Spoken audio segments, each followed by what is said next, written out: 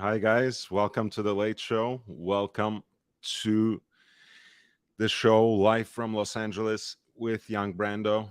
We'll talk watches again. I'll continue with my review of the Antiquorum Geneva auction that's taking place on May 14th and 15th. A lot of interesting watches that I have covered. And a lot of other interesting pieces that I'm yet to cover. There were a few things that I wanted to um, mention before I go on with that. The month of May is going to be interesting for the channel, or things are going to get more interesting, I should say. First of all, I'm planning to do 2 additional live streams in the middle of the day, maybe 1 hour, 2 hours, at least twice a day, in addition to the nightly streams, so I can reach a little bit of the UK audience, a little bit more of the continental European audience. Initially, I might play around with the times a little bit, because for some viewers, for the European viewers, for the viewers from the UK, it makes more sense for me to have something, at noon for about an hour or two. For the viewers in New York, on the East Coast in general, and other parts of the US, it probably makes sense to have a show around 2 p.m. my time. So we'll see about that, but I will have more shows, and some of them in the middle of my day, so we can get a little more traffic, gain a little more traction for the channel. The content and the focus of it still remains the same. Increasingly, as you have seen since Watches and Wonders, there's content that is more bite-size, shorter things that you can share with other people, your friends, with the larger community. So I appreciate that you're already doing that, and that has brought quite a number of people onto the channel already, but it's going to increase. And hopefully by the end of May, I'll also have a situation, a studio, so to speak, where I can sit during the live streams, where I can record kind of maybe a little bit of the talking hands content. I'm still overdue a state of the collection kind of video. I want to present each and every single watch also in shorter segments, so I talk about them in a way that I feel strongly about it, but also in a way that sums it up, that really explains in the shortest, most concise way as to why they belong in my collection. And I think this is a good moment too, because I have, I think, a couple of pieces coming in. I have a micro brand piece that has arrived a few weeks ago, and I finally matched it with a strap that I'm really happy about. What it came with, or the kind of strap it came on, was quite cool, but I didn't think it quite fit with the style of the watch. I didn't think it quite gelled with the vibe of the watch. I didn't think it brought the best out of it. So hopefully the way I will present it is much better. It's staring at me now, but I'm gonna do the unboxing probably tomorrow, but I will decide on that maybe if there's an interesting super chat or some sort of collective insistence that I reveal the watch right now. I might actually change my mind.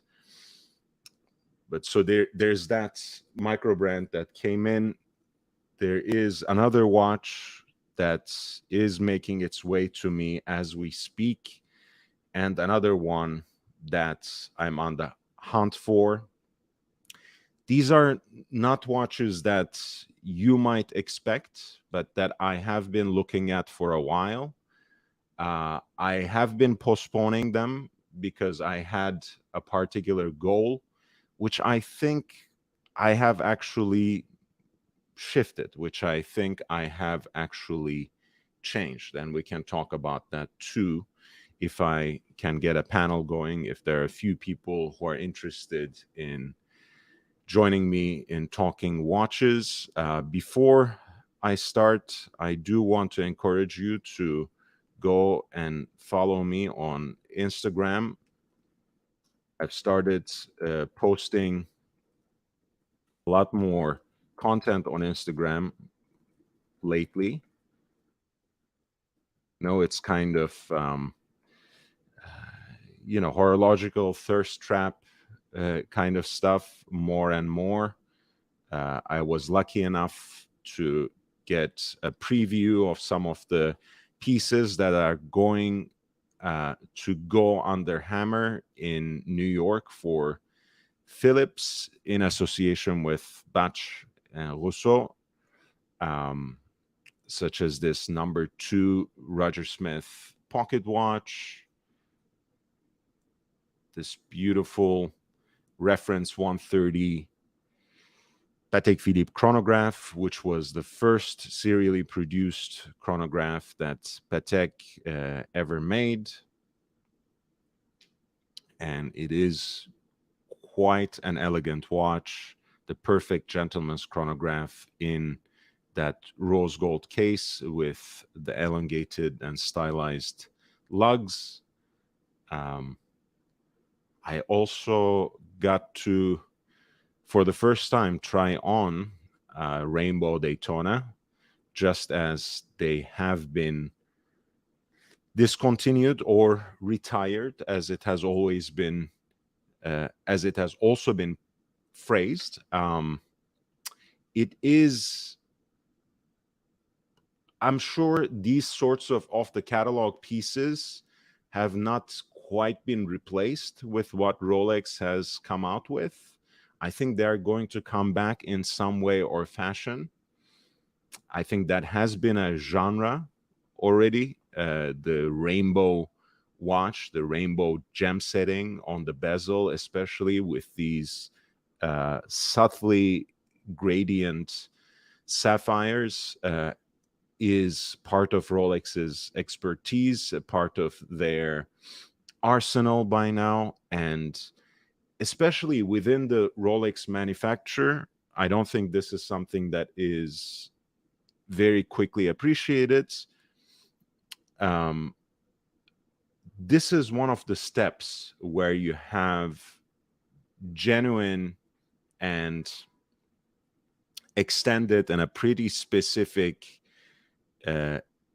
intervention of the human hand, right? This is one aspect of a contemporary Rolex watch that is genuinely artisanal compared to everything else that is very much a machine oriented. And I'm not using this as a diss on Rolex at all, but there's something that sets apart these kinds of off the catalog gem set Rolex pieces from the rest of the catalog. And it's not only the bling bling factor, it's not only the icing on the cake, it's not the bust down effect, it's not just the flex.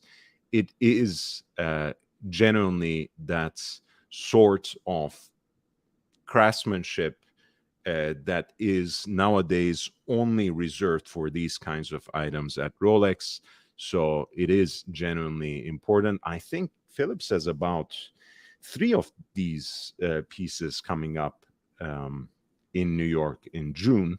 So should be interesting to see how they will trend, what they will sell for now that they have been discontinued, at least for the time being. And I have to say, it's absolutely not my style of a watch. I think even in white metal, even in white gold, it's not something I would ever go for, but I do appreciate, especially the bezel, and as a subtle detail, actually my absolute favorites are those especially treated meteorite subdials for the chronograph registers, which have this sort of gilt uh, detail, as you can see. It's an interesting piece. It's a very cool piece, and it's hard not to be charmed by it in some way or fashion, even if it's absolutely not for you.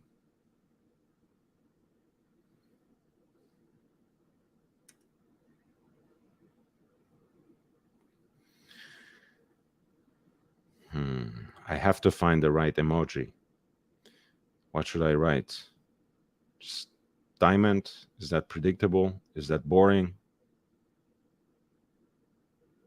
Eggplant? Rainbow. That's fine, right? That's okay. Taste the rainbow. All right. So please do follow me on Instagram. As you guys know, I'm desperate for more exposure on whatever social media platform. Follow me, like everything. I need the pat on the back. I need the affirmation. And I will be here on a daily basis, sometimes more than once, it seems, to talk watches. And with that being said, let's move on to the auction preview part of our live stream. As you can see, I have almost covered about 400 lots from the upcoming spring auction from Antiquorum. Here's the link to the listings. Feel free to jump on there. And if you have a lot that you're interested in that I have already covered, or that I've skipped over, or that is ahead of me, feel free to send in a super chat with the lot number, and I would be more than happy to go into it in some horological and historical detail. One thing I do also want to post, as you know, Antiquorum has a lot of great things about it. As you know, it was really on the vanguard from 1974 forward in putting wristwatches on the map as genuine collectible items. Before that, it was really all about clocks and pocket watches, and really mostly about pocket watches when it comes to horological collectors. And remember, it's not a coincidence that all these things started happening in the early to mid 70s. This is the time where the effects of the quartz crisis are beginning to be felt, and the claim to accuracy and chronometric precision on the part of mechanical watches, especially Swiss mechanical watches, is becoming shattered, is being taken apart. So this is exactly the historical moment where these pieces are becoming important as sentimental, emotional, and artistically valuable collectible objects in terms of the secondary market, in terms of what we today call the gray market. At that time, those were simply pre-owned watches. They are now being, in a way, rebranded as vintage. And the contemporary product, at the same time, is becoming increasingly to be defined as a luxury item rather than a purpose-driven, tool-oriented, instrumental piece. So Antiquorum was on the vanguard in leading the auction scene, in opening up the definition of the wristwatch as a vintage collectible, as a piece of mechanical art as a heritage object. Osvaldo Patrizzi was one of the co-founders and was very important and integral in getting Antiquorum where it is. He's no longer involved, of course. They have a beautiful grading system. I will post the PDF for the details of that grading system so you can make up your own mind. But unfortunately, what they gain in that, they lose sometimes in detailed pictures, which they don't really post. That is really a shame. But if you have any further questions, if there's anything I can detail or add, feel free to, type in the chat and I will try to help you. Another thing I like is also the fact that they are not always curating for perfection. They're not always choosing all the high pieces, 100% pieces that will most certainly sell. They offer all sorts of horological objects that we quickly glanced over last time.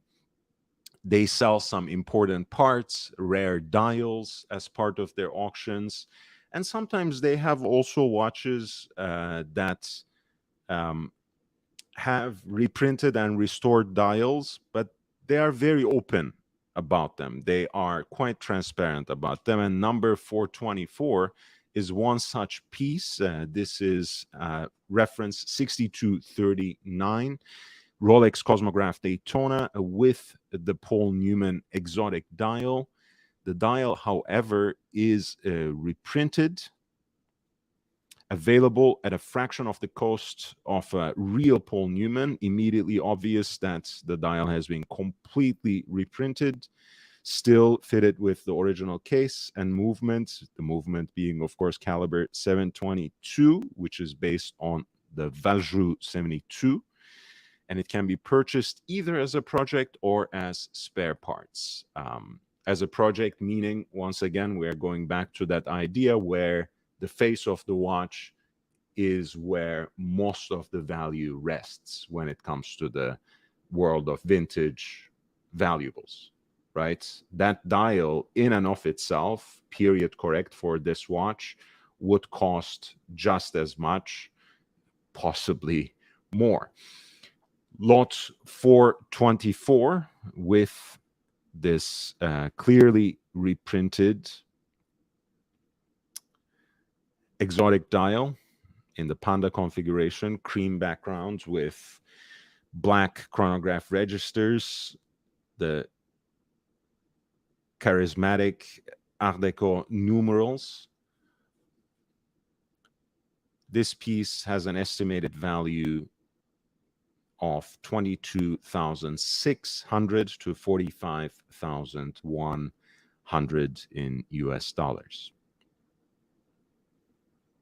That was a 67 Rolex Cosmograph Daytona, reference 6239, with reprinted Paul Newman exotic dial.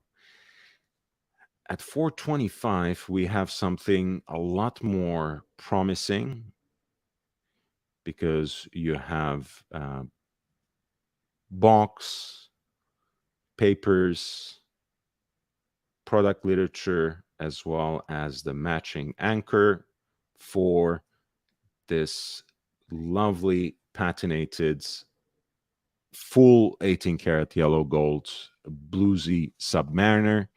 This is the reference number 16808. The blue dial has a very deep color by now, and the nipple dial, which was once blue, has turned into this sandy beach kind of finish that is in fact so popular in the world of vintage watches that AP had to copy it in their new jumbo, the full gold version, right? I think This is where these dials come from when it comes to the 16202BA that has the so-called smoky or fumé dial. It really reminds me of especially black nipple dials for the sub that patinate in this particular way. And I'm so convinced that I made a little short about it. It was one of the early shorts that I made on this channel, so you can check that out. I'm too lazy right now to pull that up. I would just rather continue talking about this. This piece was bought from Bücherer, actually, and comes with that anchor, which is a beautiful accessory. You can kind of hang it through your lapel, perhaps drop it into your breast pocket for something a little bit mysterious. Usually, that's how people keep certain fobs and accessories. Sometimes it can be like a cigar cutter. It can perhaps be, in fact, a lighter. People used to, of course, use fob chains to attach their pocket watches so they can easily pull them out, so that they can also make sure not to misplace them. Those anchors actually make great accessories. Unfortunately, I don't have the one that goes with mine, which has always been a pain. This is lot 425, practically a full set, but a kind of a time capsule, but thankfully very gracefully aged, very beautifully patinated version of the full gold Rolex Submariner. Oh, all right. G'day. Yeah, man. How How you you doing? doing, man? How you doing, man? Spring's over here in Vegas. It's just hot weather now. Oh my Got to God. shift from hiking with the Daytona to just slumming it with the cheapy Omega for a little while. Just you just got to make sure that I think when you're out there in the shorts and the Crocs, you got to dress down a little bit. Got to look like you're making 20,000 a year or something. Ozzy, you're, High you're school I think physics teacher watch. you're spending too much time with Meech. I think that's becoming a problem. Hey man, no, Archie's the OG on the Speedmaster hate. If you remember his old video on what does Yeah, a but watch say about the, you and the the Speedy. the difference though is I don't think Archie had a very warm and uncomplicated embrace of the Speedmaster. Hmm. I don't remember him hating on the No, Speedmaster it's not ever. hate. I mean, he was just talking about the range.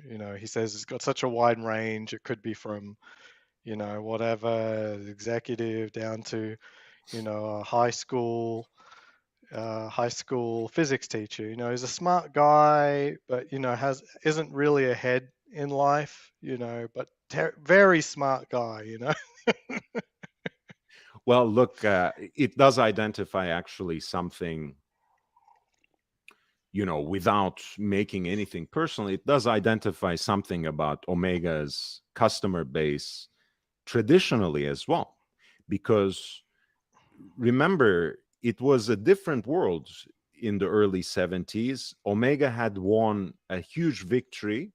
Hmm. And even then, it was the watch for someone who had a chip on their shoulder. And I'm saying this in a positive way, though, in the Yeah, yeah. sense that, like, someone with something to prove, right? Even if I Hmm. have more money, I will get an Omega instead of Rolex, just to make the point, Right, hey, guy, I have a watch that's just as good as yours, if not better, but right. I paid less for it, right? Yep. Omega was always that person's watch, and its fate was about to turn at the beginning of the 70s because it won the horological space race. but that was cut short quite quickly when the after effects of the quartz crisis were beginning to be felt.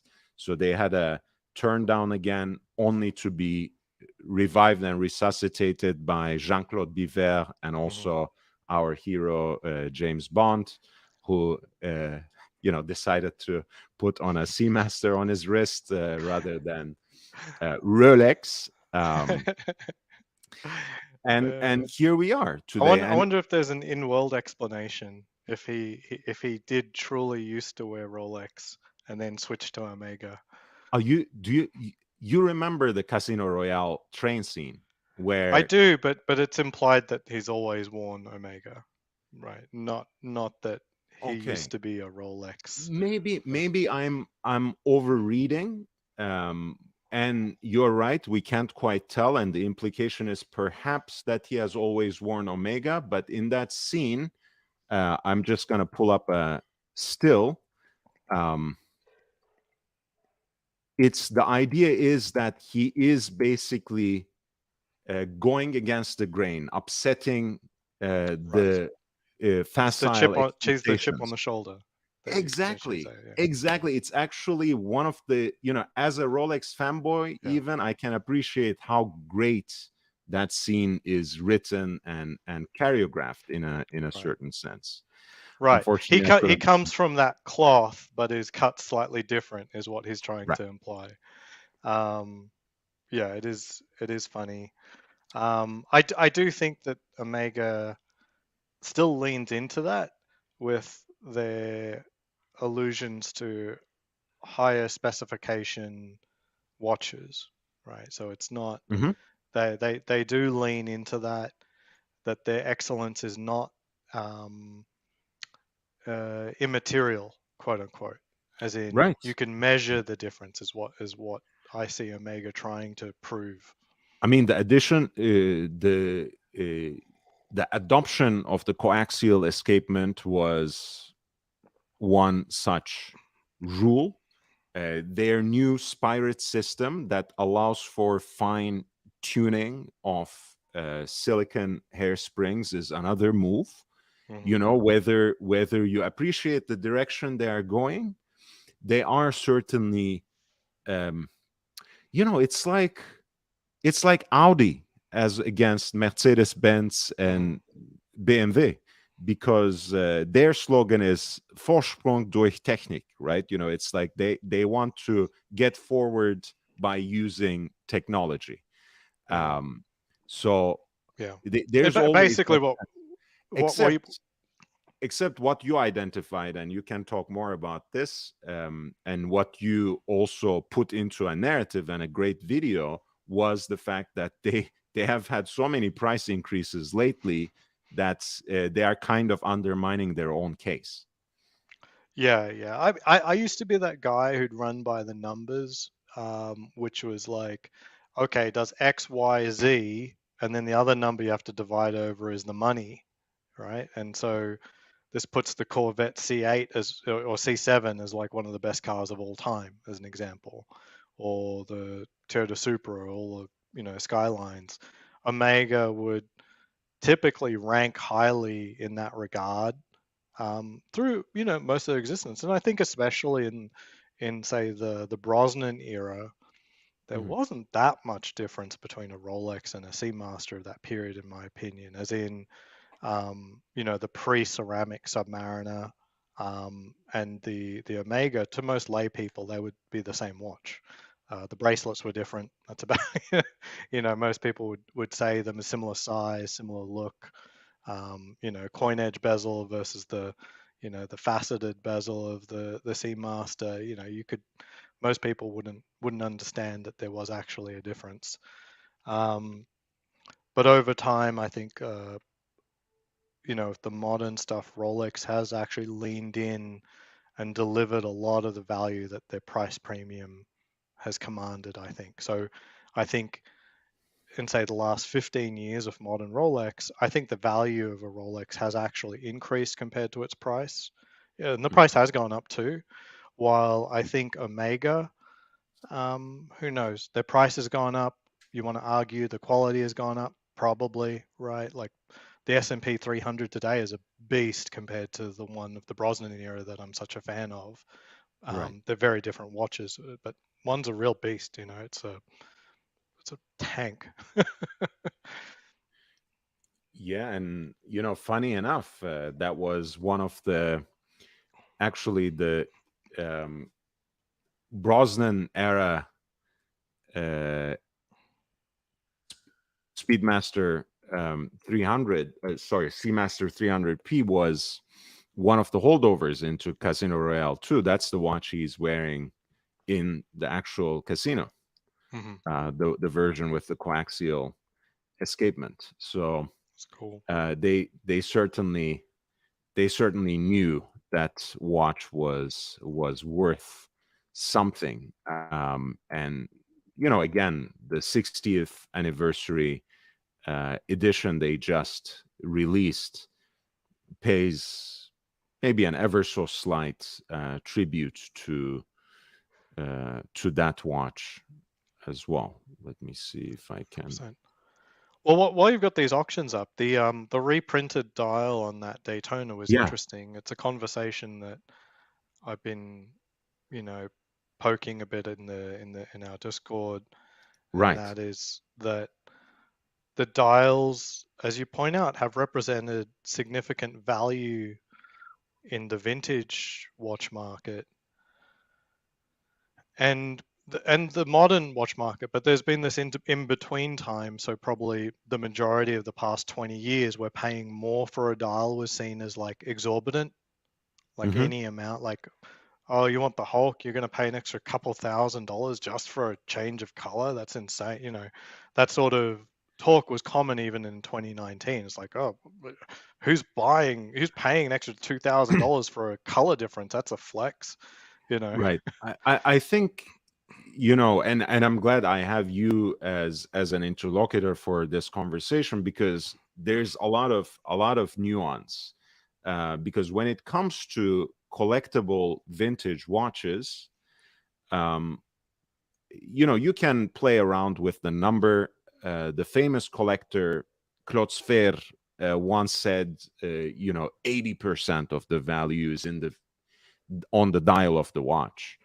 Hmm. And to a large extent, I agree, uh, because there's a reason that we call that the face of the watch, that we use the Hmm. most anthropomorphic term, because that's how we usually identify a watch. That's how we usually recognize a watch, just as that's how we recognize a human being, right? So it's Hmm. it's it's an important statement.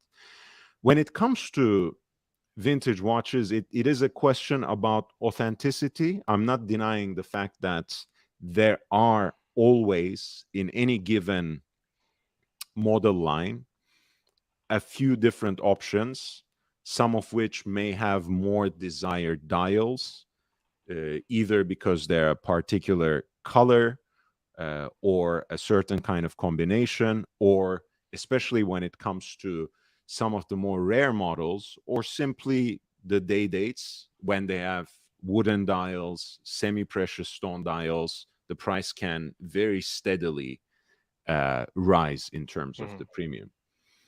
Of course, when it comes to the modern market, you are facing two different questions. Like you said, there's the immediate um, question, which is, I think, more closely tied to instant gratification and uh, hype when it comes to the desirability of this or that color of the dial. Say, uh, the John Mayer Daytona, because it has that green dial, or the OP41 with the turquoise dial, precisely because that has been embraced as the Tiffany blue watch. Um, Now, my concern that I raised, really following up on everything you have been saying, and also recording and publishing on your channel, was that we should also realize, right? On the one hand, we should raise consciousness about some of the tricks of the trade that are going on the markets. When the white tag of a certain watch is missing, there's a good chance that the dial has been replaced, especially if it's a watch that has a hot dial, right? You see a John Mayer Daytona that has everything but a missing white tag. Chances are that's what happens. You have an OP41 with a Tiffany blue dial at a premium, but the white tag missing.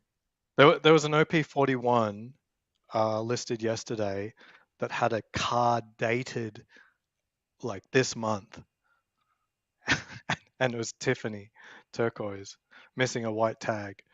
I Love it. was like, it it's just clearly like this. It's just full on buyer beware right now. Like those dials are just not that difficult at Mhm. the moment to produce, and they're going out before the real thing is getting out on the market. There's going to be Yeah. more photos of the fakes than of the real ones. I don't know what you're And going to compare against.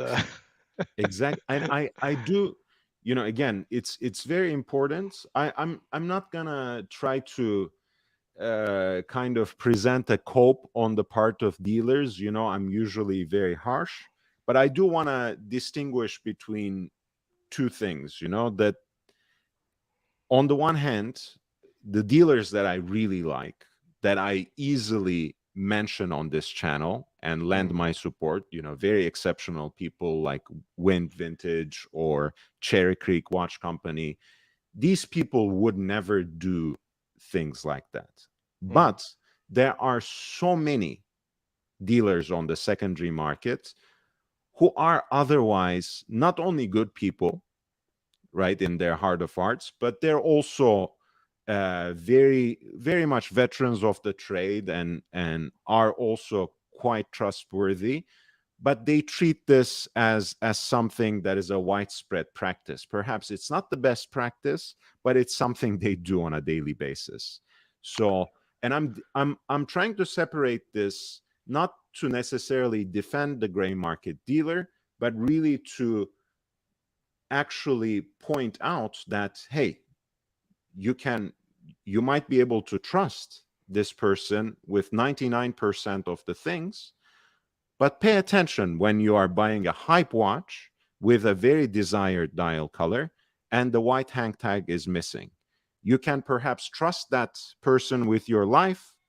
Don't trust that person with this watch. yeah. Yeah, That's very exactly very what I'm trying to suspicious. say. I mean, but the white dial is such a tiny item, so I'm not going to make an excuse for it being missing, but it's such a tiny item that why would we think that a white hang tag is harder to fake than the dial itself, you know?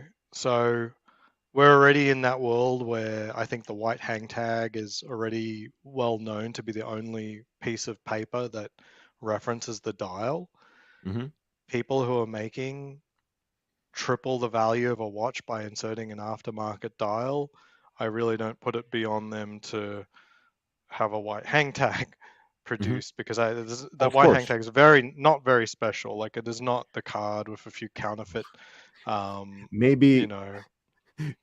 Oz, maybe we have already given the game away. So from now on they won't be missing the white tags. But there Right, there right. are there are those kinds of elements. But the question I wanted to raise on top of that is, uh, the present is not always um, aligned with the past, and what we desire today, or what the market desires today, may not be what the market will desire in terms of the lasting value of these watches. So what I was Mm, trying to say when I was writing on Discord about this was that when people look back at this era, at these oyster perpetuals, chances are that the turquoise, the Tiffany blue, might still be the one that carries the most premium,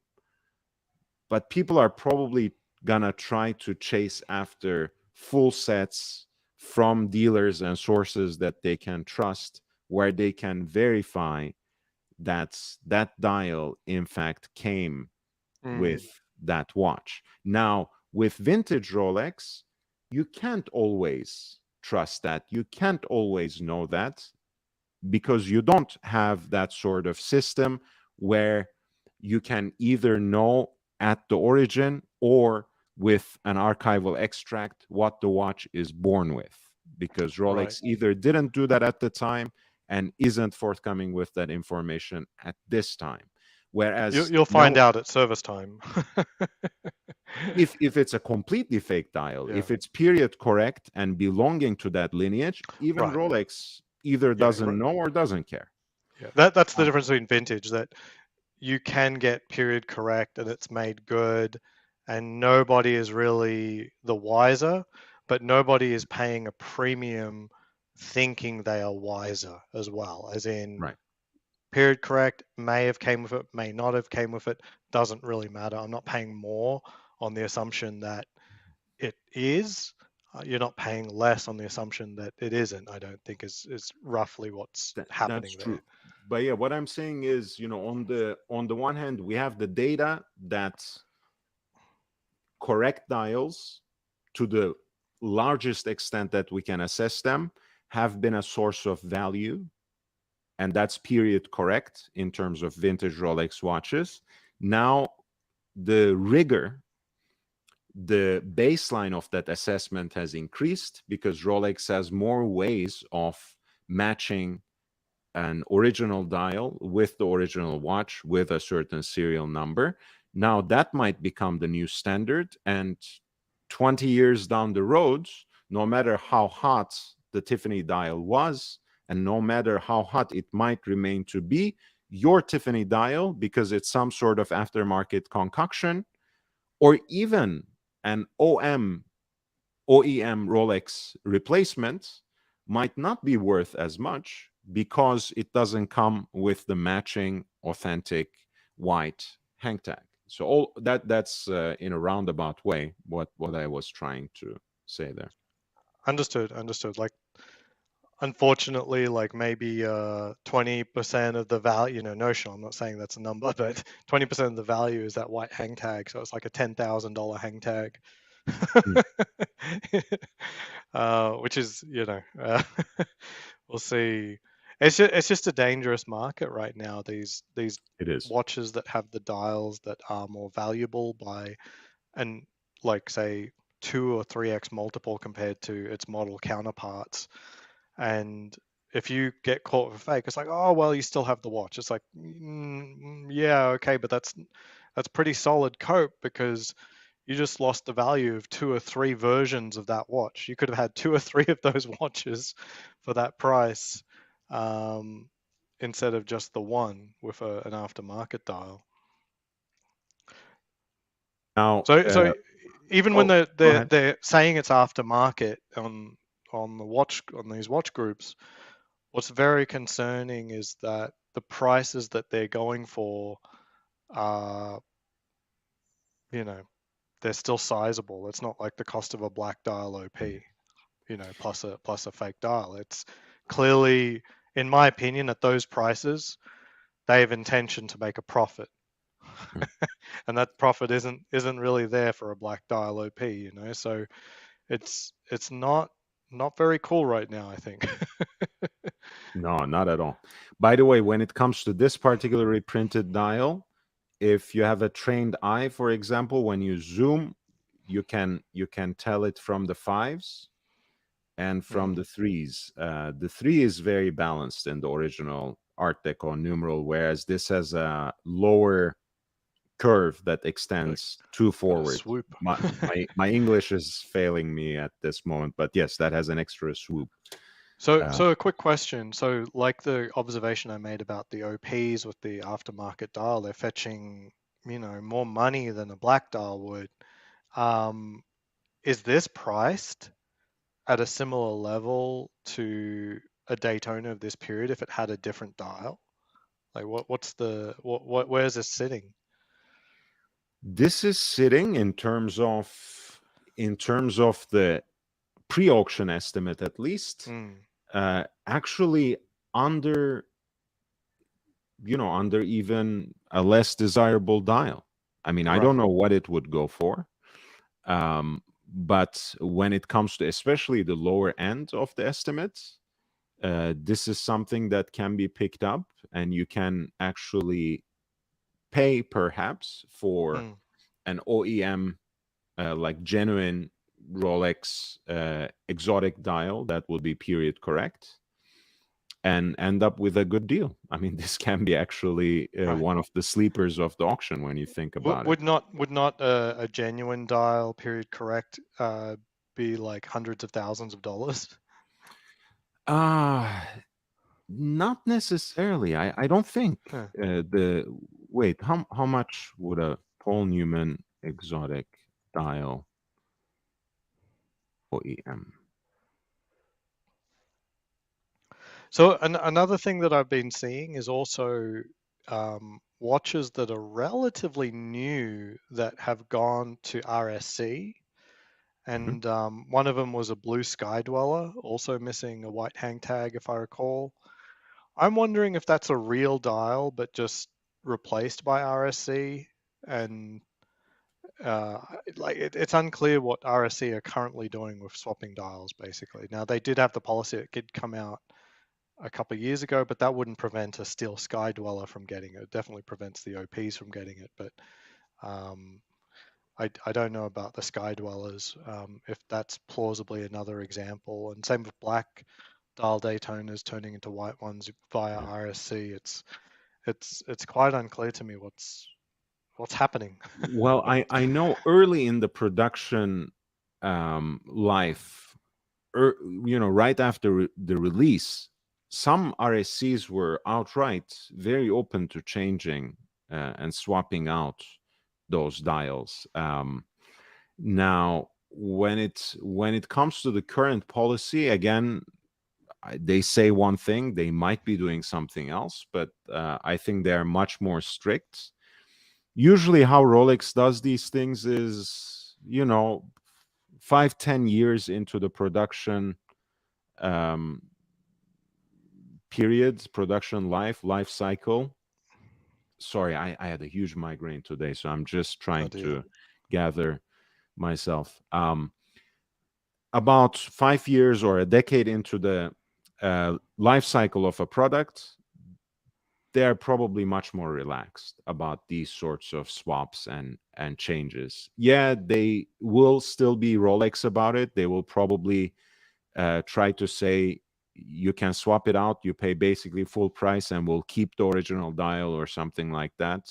You might have to kind of twist some arms, and if you are a preferred customer by your AD, go through them and negotiate it with them. I want the swap, and I want to keep my original dial if possible. Please arrange it, etc. But they care less about these things 5-10 years down the line. Yet again, we had to change a lot of things that we memorized about Rolex over the years. And there was never a period of time where the market shifted so much just in the short Right. span of 3 years. So I can't forecast how it's gonna be, but I feel like both people and the Rolex service centers will feel quite differently about Oyster perpetual dials in the 2030s than they're Mm. feeling now. But that's just a guess, an educated guess, but still just a guess. Yeah. Yeah, and there's some aspects of those policies that are going to be about preserving, say, collector value, which Rolex really to it doesn't seem to care about.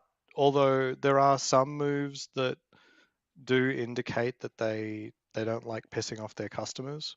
The main example of that is the white gold Pepsi, and their offer to swap to a blue dial for free, I think, is what they said they would do for those Hmm. customers. And that's the only example I've seen where they seem to give a shit about collector value. Otherwise, I don't think Rolex like really, just from their actions, don't really seem to care that much. Like uh, the bracelet on the Batgirl, getting an oyster one again, so the Mr. Batgirl, and then Now, what are we talking about here? well, the Batgirl's the more feminine version of the Batman, and then we get the oyster bracelet to turn it into a Mr. Batgirl.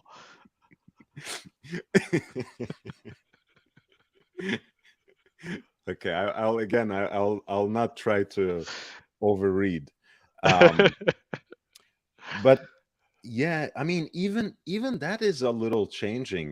That I I know this whole shtick about I've forgotten even who I heard it from, but after a tour of the Rolex manufacturer, they ask, okay, so can we see the museum? And they're told, we don't care about the museum. Why would we show you old watches? Yeah. I think even Rolex is not like that anymore.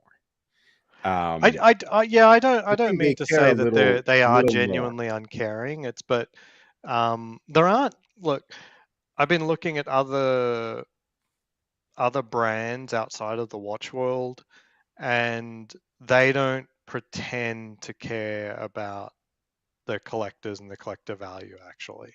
Not And really. You're right. You're right. yeah, I think, I had that experience with Louis Vuitton when I took my old duffel bag to them, and I actually gave the briefcase to them first, and it took them 9 months where they promised 2 months. mm, um it was just about replacing a handle. mhm, Yes, at the end they refinished it. At the end, I complained and carried out so much that they actually didn't charge me. But it showed to me that they genuinely don't care. They would mhm. rather sell me a new bag. In fact, that's exactly what they said. Like 4 months into it, they said, is it okay if we just keep this and we'll give you a voucher? And I'm like, what? That once belonged to my father. What are you talking about? But they don't care about those things, and they don't need to care necessarily, right? I can teach anyone how to conduct their business. And we were, the professor and we were just dissecting Thierry Stone's interview. He was himself saying also, I care about selling new watches. For me, servicing the legacy of Patek watches that we have here by our um, after sales specialists, service department is very important, and that's an important part of keeping the legacy. But I'm not interested in running a pre-owned business. So every brand has their own nuanced approach. What I meant to Mm, say is Rolex technically used to spit in the face of the vintage collectors. right. Nowadays, they do have a different approach. They have changed tack. They display the Paul Newman Daytona very proudly as part of their exhibitions. They put it in the green room in the Oscar ceremony. Can you imagine something like Mm, that 10, 20 years ago? Rolex putting a vintage watch as the centerpiece of their vintage marketing watch, yeah. campaign to the celebrities. They would rather try to sell another Rainbow Daytona or another Eye of Right. the Tiger, right? So they have realized that keeping up the legacy in a certain way, again, every brand approaches it directly. Rolex just opened this in the last year, I think early in 2022, the Geneva workshop just dedicated to restoring their vintage pieces. Where you have to send in the watch with like a $1,500 deposit for an estimate even to be taken in, and then restored with period correct parts. if the parts don't exist anymore, they will machine it from scratch, produce period correct parts, and present it in this wooden presentation box with a certain fluted pattern that that is much actually nicer than the boxes they use today. Anyways, it's like they care now. They care in a different way, Mhm. but they do care, and they do want to use the vintage watch market to leverage that for current and future sales. And I think it is the path to go because, again, the auction market, the secondary market, establishes your brand equity. It is already a third um, of the entire luxury watch market.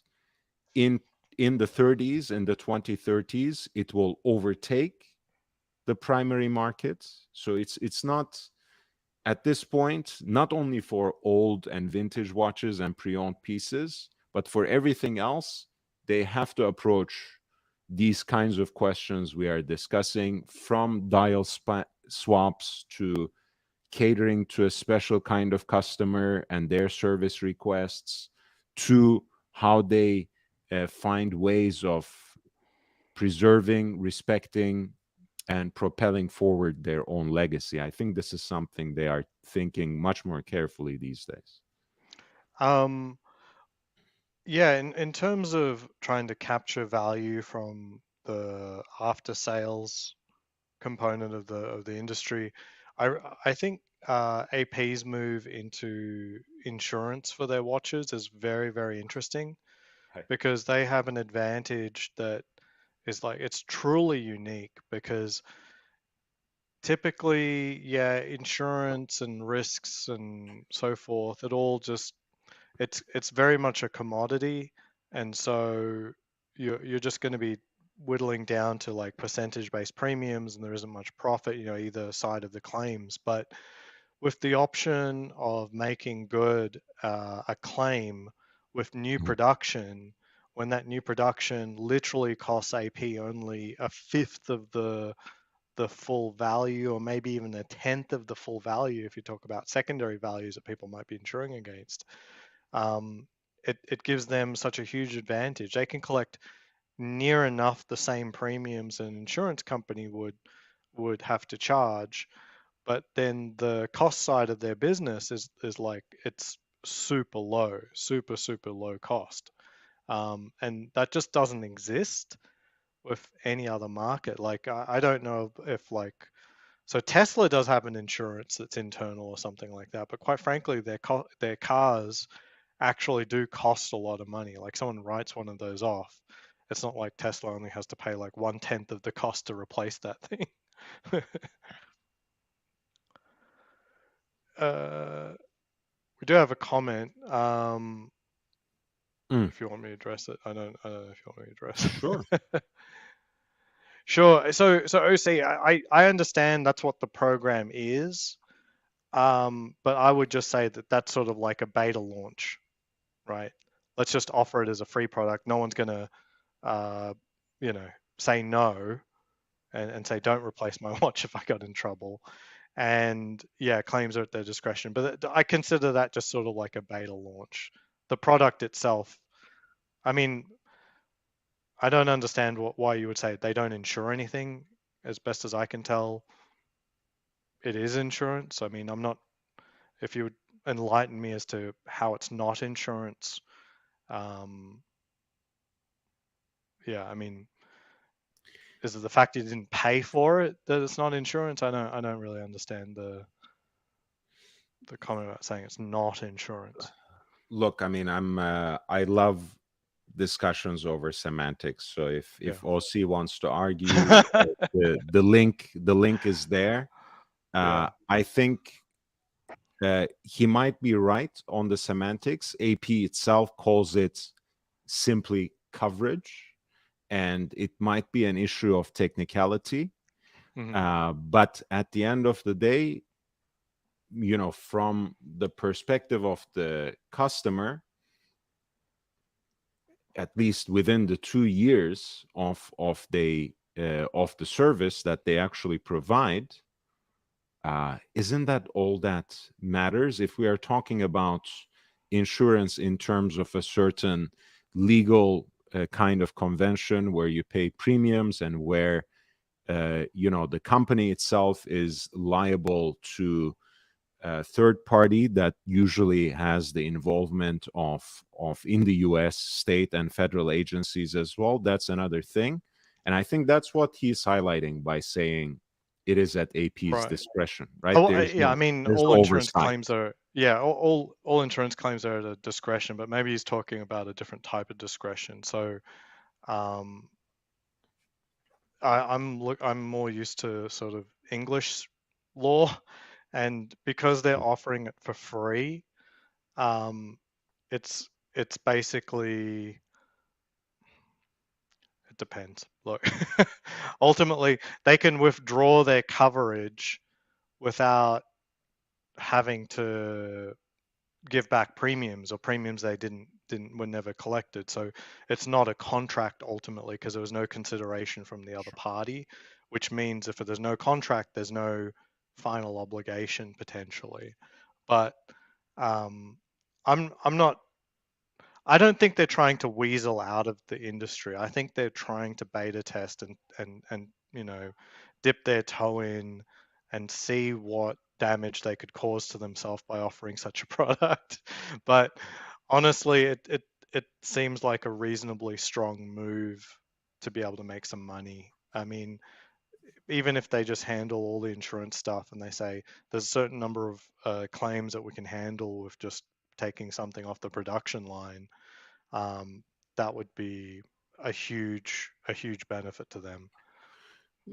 Look, I mean, in the sense, I think essentially they are insuring yourself and they are covering themselves in a way, because I think they can get more from an insurance company about a stolen watch than Mm, they will spend on giving you a new watch of that model. So I think they are covered perhaps in a more strict sense. I don't know. I'm not in their books. I'm certainly not in their boardroom. I don't know how they finance this. Ultimately, I think it might simply boil down to the fact that a lot of these things are scandalized and overcovered sometimes on social media, and watch theft, watch crime is not a daily occurrence in the life of an average watch owner. Again, that's not an invitation to just relax. Don't wear your watches without care anywhere, anytime. Don't show any situational awareness. That's not what I'm saying. But sometimes I think these kinds of events, because of the,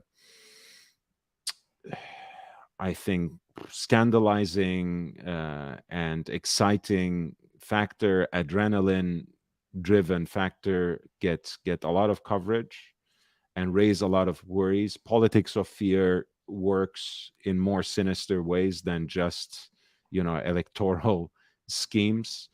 So I think in general, overall, um, it's something they can cover from their own pocket without much worry anyways. But I'm sure they're probably covered by insurance on their end. And as OC says, they're probably offering it exactly as they're saying it. It's a complimentary service for coverage.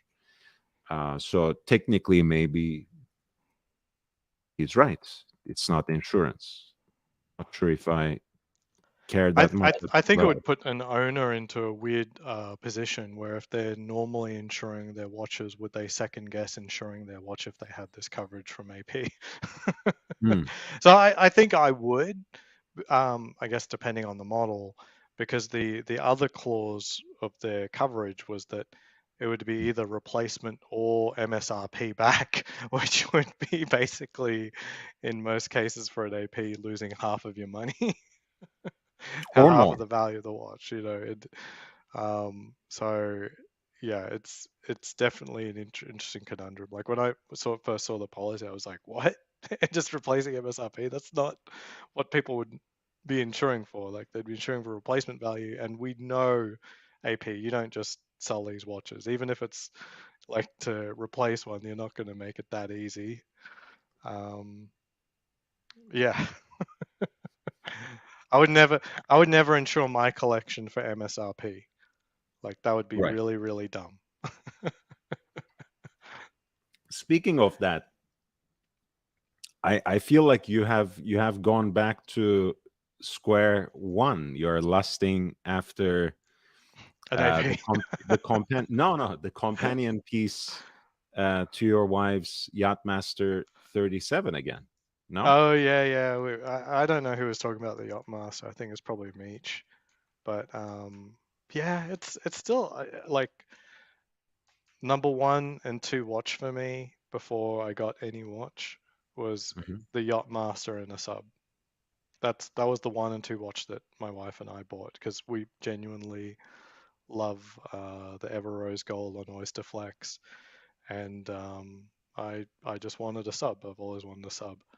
So, but if I was just going with how do we say, not not the not the sheep mentality, it would have been just Everose Yacht Master for myself as well. I thought I would get one. I thought I would get one. I was offered one very very early last year, and I it was a really tough decision. I really didn't know what to do ultimately. Like it was very tough. It came down to I asked the AD, would picking this up um, delay me getting an Explorer 2, and they Mhm. said yeah, it would. Realistically, it would. Like it would push it out. Who knows what happens next? Um, And the Polar was your priority compared to the Yachtmaster 40 and Everose. yeah, because I mean technically it's in my family's collection. My wife's got the 37, so I sort of just it just wasn't a priority. Will You I wanted something regret this? different. I don't know. I don't know if I'll ever regret this. I mean, one of the ideas was to get a Oyster Flex Daytona, but those have been discontinued now. That's, I mean, I think, what I'm hearing now through certain sources is that they are retired, not in the sense perhaps that we used to withdraw from a professional career, but in the sense that you would say, like a cyclist would retire from a race, Right. meaning that he might just come back for the next one. So I Mm. think both the Oyster Flex as well as certain genres of jam set Daytonas are gonna make a comeback, but perhaps with slight modifications, obviously on watches that have the new proportions, the new case, the new 4131 caliber, which is, not dramatically different than 4130 in its last version. Let's admit that. But I think a lot of this will come back. It might just be an issue of a waiting game. In your case, this is a special occasion watch. It is remarking an anniversary, so maybe you don't necessarily want to wait that long. Mm. Yeah, yeah. I don't ultimately. We'll see. Yeah. I mean, I was looking through my wish list from last year, and it was basically all the Daytonas, and it's still No, discontinued. It's I like, feel fuck it. sorry. I feel so cruel to laugh like this because honestly, the way you talk about Rolex watches has changed completely since they announced the new line. You're genuinely bummed out. I mean, I can sense it, Yeah, and I'm laughing because I mean, we're not gonna cry together about something like this. There are more important things in life. 100%. Um, but I do, I do sense that, yeah, everything you wanted within that Daytona line has been now discontinued. Yeah, yeah. Really screwed me over. Really, really screwed me over. But it's fate, right? If my 40th is on the same anniversary of the Daytona, it's probably always going to happen. That like for my 50th, I'm going to get that meteorite Daytona, the 12650 509 or whatever. They'll Mhm. do a meteorite dial in another 9 years or something. And then just for my birthday, they replaced the entire Daytona line again in the year Yeah, 2033. So I'm yeah. always chasing the new watch, apparently. Well, I Uh, mean, the goat is Jordan is actually, if I'm not mistaken, he's born in the same year as the Daytona. mm. So he celebrated his 50th with the previous version of the Platinum. That sounds cool. That sounds cool. If I Yeah. could get this platinum this year, that sounds cool too, I guess. I don't know. Yeah, I mean, I do like this over the previous platinum. You Um, do? Why is yeah, that? because it's just literally a different watch than my Panda. Like I think the Mhm. the platinum it's just so similar to the steel version. Um, someone called me. I was like, oh, I've got both. They're nothing like each other. But yeah, I know one's very heavy, but and you also have to factor in I'm colorblind. Both bezels look black to me. So Yeah, yeah, so you keep saying this, but I completely forget each time. well, it's just a mild red green colorblind, but like a subtle brown that often just looks black to me. So the Mm. difference between this and a steel Daytona is like not huge, but since it's literally a different watch, it gains that edge. Um, and then they also throw the clear battery cover on the back. Um, it makes it a little bit more special. Clear battery cover, huh? Yeah, the battery Oh. cover. There's normally a battery in there, but this is they do something else, solar or something.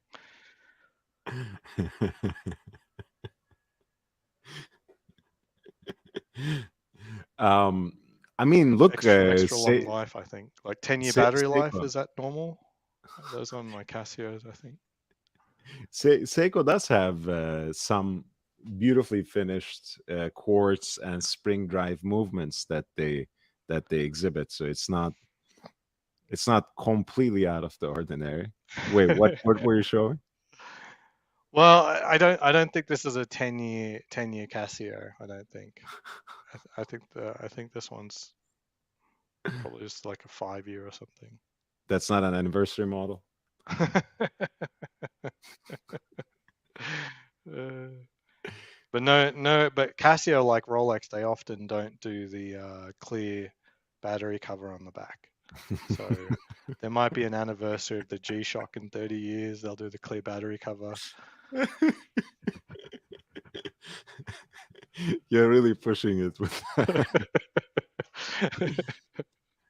yeah, it's cool. What's your take on the baguette diamonds on the dial? Would you get that if you were offered by some freak accident? um, just because getting one of these this year is just going to be so hard. I don't care. I do think the quote unquote invisible set indices are always very nice. I think they're a big positive on the old model as well, and all the Daytona uh, you know diamond indices that are using this and not the the round brilliance with the square setting. Hmm. I think it's a very desirable in my opinion, even for a guy. I think honestly, I like them both in different ways, but there's something that is so subtle and so elegant about the baguette diamond indices on Rolex watches with that invisible setting, that Yeah. I do agree it's another level altogether. And I'm someone who actually enjoys a little bit of gem setting on watches. I don't have one in my collection, but I wouldn't be surprised, if I end up with one in the next decade. Before I'm 50, so to speak, um, in dog years. Well, Van Lux has a interesting contribution. The battery cover in my grandpa's pocket watch has lasted over 9 years. That's very good. That Oh my might be solar, I think. There's no, it has to get some sort of recharge somewhere. dude, the thing is, as funny as that is, and again, it's not my first time holding a pocket watch, and holding a nice pocket watch at that, but this one was just something. Wow, man. I think, it has a lot to do, of course, with the mythology of the whole thing. Roger Smith made a total of three pocket watches. The first one was apparently rejected by his master. He made the watch according to George Daniels's watchmaking book. Um, and when he brought it to Daniels, George Daniels told him, this looks too handmade. So he had to disassemble that, and basically chuck it away, and make something from scratch. And this is what came out, which is a tourbillon and perpetual calendar. Um, a lot of great handwork on the watch, of course. What you were seeing there on the Wow. It's movement, very big even for a pocket watch, right? it's that's what I was gonna say. Obviously, some of the weight I felt was quite metaphysical, because goddamn, it's Roger Smith number Yeah. two. On the other hand, it is also 66.5 millimeters in diameter and 21.5 millimeter thick in 18 karat gold. So it it does feel pretty substantial because of that too. Wow. That must what is a kilo? That is substantial, that case. Oh my Yeah, gosh. it's beautiful. So I just want to show I've got a clear battery case cover on this one. Just a Seiko SNZ. But look at that. I love when they do the writing on the crystal so that it blocks certain parts of the movement. Oh yeah, I have something like that on my Seiko as well. Um, I But will, I look at this whenever I'm looking forward to getting the platinum Daytona of the clear battery cover as well. Oh yes. Oh and this has the kind of memento mori theme with that. wait, which watch is this?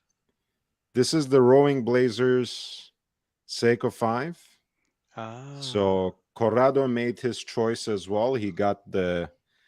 Um, he got the black one. So the final one I have is the twin of mine, and I'll decide how to give that away quite soon. I have a couple of plans, um, very but I cool. think it's gonna end up with a very special person in either case. But yeah, this was very nice and rewarding for me as well.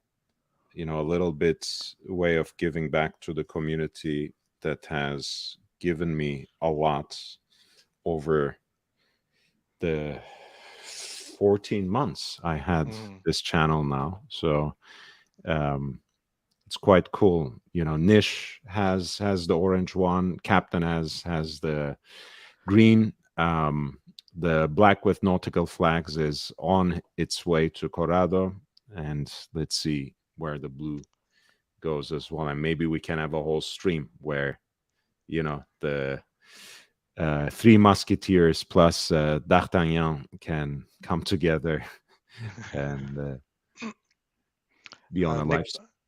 Nick Butter is saying I must have a NATO strap. So I'm a big fan of Perlon straps. I don't know if you can see the texture Ah, yeah. of that. So I don't know if people are familiar, but it's just a weave, and then the the the prong can just pierce through the weave, and it leaves you with quite a thin, um, not much heft underneath the watch. Which for these Seikos, they're relatively big, right? So I think this is like 42 millimeter, and then putting a NATO underneath makes it very big ultimately. Um, so yeah, I'm a big fan of Perlon. So the only watch that I recall my father having a wristwatch was on a black Perlon strap. Mm, Um, but the watch was a piece of garbage, so I don't.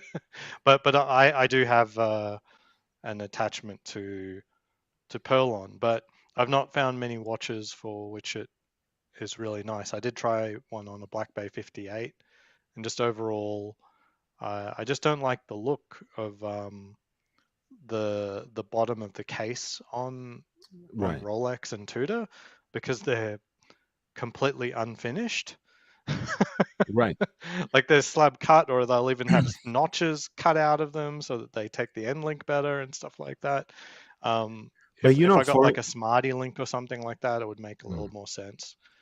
for me, it's actually, whenever, again, I am myself not cool enough, so I have to make my watches look a little more interesting than I am. So the reason I wear a NATO strap with a watch usually has a lot to do with making it look a little more toolish, so to speak. So I don't. I Mm, actually, for me, it's a plus that mm, it's not so finely finished. Although the Breguet Type 20, which has that beautifully fluted case band, when I put that on the NATO strap, it still looks pretty nice and masculine, but also glimmers and also is mm. nicely finished in all those parts as well. So it's not necessarily a counter argument to you, but I feel like that a NATO strap once every so often.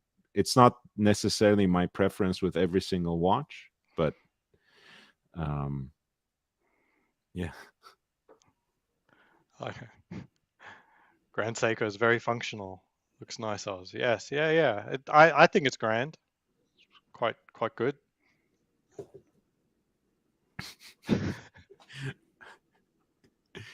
so with this lukewarm reception of the new Daytona line, are you still thinking about getting an AP like a 37 millimeter Royal Oak, or that's not an Yeah, option? yeah. I mean, I was talking to our friend Kangaroo about collection and stuff like that, and he's feeling a little bit end of the line at the moment. Um, but With Rolex or altogether? just altogether. I mean, that's not a permanent condition, just sort of a little bit of disinterest at the moment. And that probably is where I'm sitting, but the disinterest comes from having completed my well-defined collection. So so it's to me it's more of a contentment than displeasure or anything like that. And it's not displeasure for him either, honestly, but yeah, for me it's more about contentment. So Hmm. to ruin my collection by adding to it at this stage is what I have to deeply contemplate. So it really has to be an upgrade, like I've talked about before. The AP comes up again because, quite frankly, even on the secondary market, that would still be about half of what I would pay for a platinum Daytona.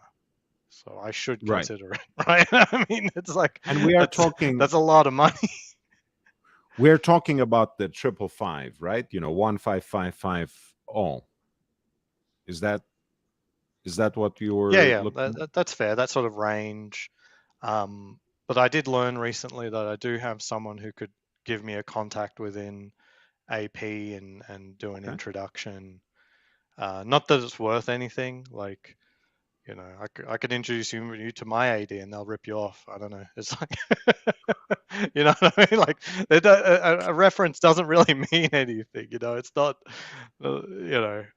that's like the word of warning. And for anyone who's being referred to anyone else, an AD, if your friend didn't tell you, it's not really worth anything. Like, it's a good start. They treat me well doesn't mean they'll treat you well, right? That's just the way that Yeah, it is, right? Your own relationships for you to own. You're not to actually of piggyback course, someone of else's course, relationship. That's going to be very difficult. Like, I don't even of understand course. those But circumstances. I've seen but that go pear shaped more often than I've seen it gone well. Yeah. I mean, I would trust your judgment on it, Hmm. right? Because not necessarily, well, in my case, not at all with authorized dealers. I have certain people in the watch world that if I present someone to them, they will take good care of them. Right. Others, I don't know, it might not matter. There are yet others, they might actually uh, you wouldn't want to be associated with me when you're facing them, right? So let's understand that very correctly. But yeah, you would be the good judge of that. They might treat you well. You might still not have the pull to insert another person into that relationship. They might take great care of you, and they might still not be able to help the reference you bring in. Yeah. Yet maybe you can have a situation where you can bring in someone, and it would not only be selfish in the sense that some people do it, like make their ads sell what is otherwise unsellable watches Yeah. to their friends, and then use that as a bargaining chip for self-aggrandizement and getting better pieces for themselves. But I'm sure there will be instances where you can bring a friend business, you can benefit from it, and the friend you brought in can also benefit from that relationship, but Yeah. you can be the judge of that. The main thing I would caution. So I've done it once for an actual sale, and I and so my dealer was trying to offload the TTC dweller. It needed to go to someone that they could at the time, like I know now is now, but at the time it still was effectively an allocation piece. She needs she needed it to be at least in that scope of referral for it to happen. And for sure at the time, if you walked into an AD and just asked for one, you wouldn't get it either. So it was technically an allocation piece at the time, but I warned I didn't, I just, I just post stuff, to my chat group, to my Mm. friends or whatever on Discord. And one of my friends said, "No, I want that." I'm like, "Okay, are you sure?" Because look, this is a boss watch. Seedwell is an awesome watch. Like that's a reality. This is probably the most badass two-tone in the lineup. It doesn't get more badass than the Sea Dweller 43. But you just have to understand historically, two tones don't hold their value. They just don't. This one is, at least has the moniker of being the most badass two tone you can get. So it's a proper professional diver, like professional diver. It's also two tone. And I also said realistically about the relationship, she doesn't have to give you this watch, and she doesn't have to give you any other watch after that. Like, it's just, I wouldn't bank on it. You're not a local. You know, I wouldn't say this parlays into anything. If it happens, it happens. But you have to be comfortable with wanting this watch and what isn't, and that includes like its investment outlook and stuff like that. And he really wanted. He's very happy with it. But I had to give him as many caveats as possible because the trust happens both ways on a referral. Someone lets their guard down. Oh, this person will take care of me if I buy a soft watch or something like that. So I said, don't buy this thinking you'll get anything else. Like, it's just, you know, it's just, it would be really unrealistic. quite frankly. Um, just hope to get a good experience on this buy, and then who knows what happens next. I wouldn't parlay it, but that was certainly a better experience than he got from an AD, from also a referral in Seattle. Like they treated him so badly, and he did buy uh, a pretty expensive soft piece on the promise of getting Mm. something hotter as well. And it was just, yeah, they told him not to come back to the store. Like she just literally said, no, don't come back. What After happened trying to to push a escalate knock. it in Yeah, that? so he always said, making it very clear, he wanted a Batgirl. And His what did dream would be he to get a Batgirl. what did he buy for He that bought expensive soft a piece? he bought a Santos, Okay. with the potential that he would also buy. So the Santos was for his dad, and he would potentially buy a tank for his mum. Okay. And so he picked up the Santos, and then he was trying to, like, follow up, with that sort of thing. And then he gets a call, say, "Hey, can you come down, you know, tomorrow or whatever, Hmm. And so he goes there. Oh, Thinking she he got goes, the Batman? yeah. Well, she said something along the lines of, "I've got something that you know you'd be interested in or whatever." But he's only expressed interest in the Batgirl. Okay, so he goes all the way across town. So he goes from east side Seattle to, sorry, west side Seattle to east side. So basically, it's separated by the Puget. So there's Bellevue and Seattle, actually Seattle. So he had to go all the way to Bellevue to go to that store. And there's no Batgirl. She's just trying to sell him another soft watch, super soft, Norcane. And Oh she my she got God. pissed off at him for not wanting to buy it. A watch that he never expressed interest for, after spending an hour to get across the Puget and rush hour traffic. Well, that's during the pandemic, so it's not that much rush hour. But anyway, and and she was just like upset at him for not immediately jumping on, a catfished watch, But you and you then I the mean, next time around, she just said, "Look, you're not gonna get it.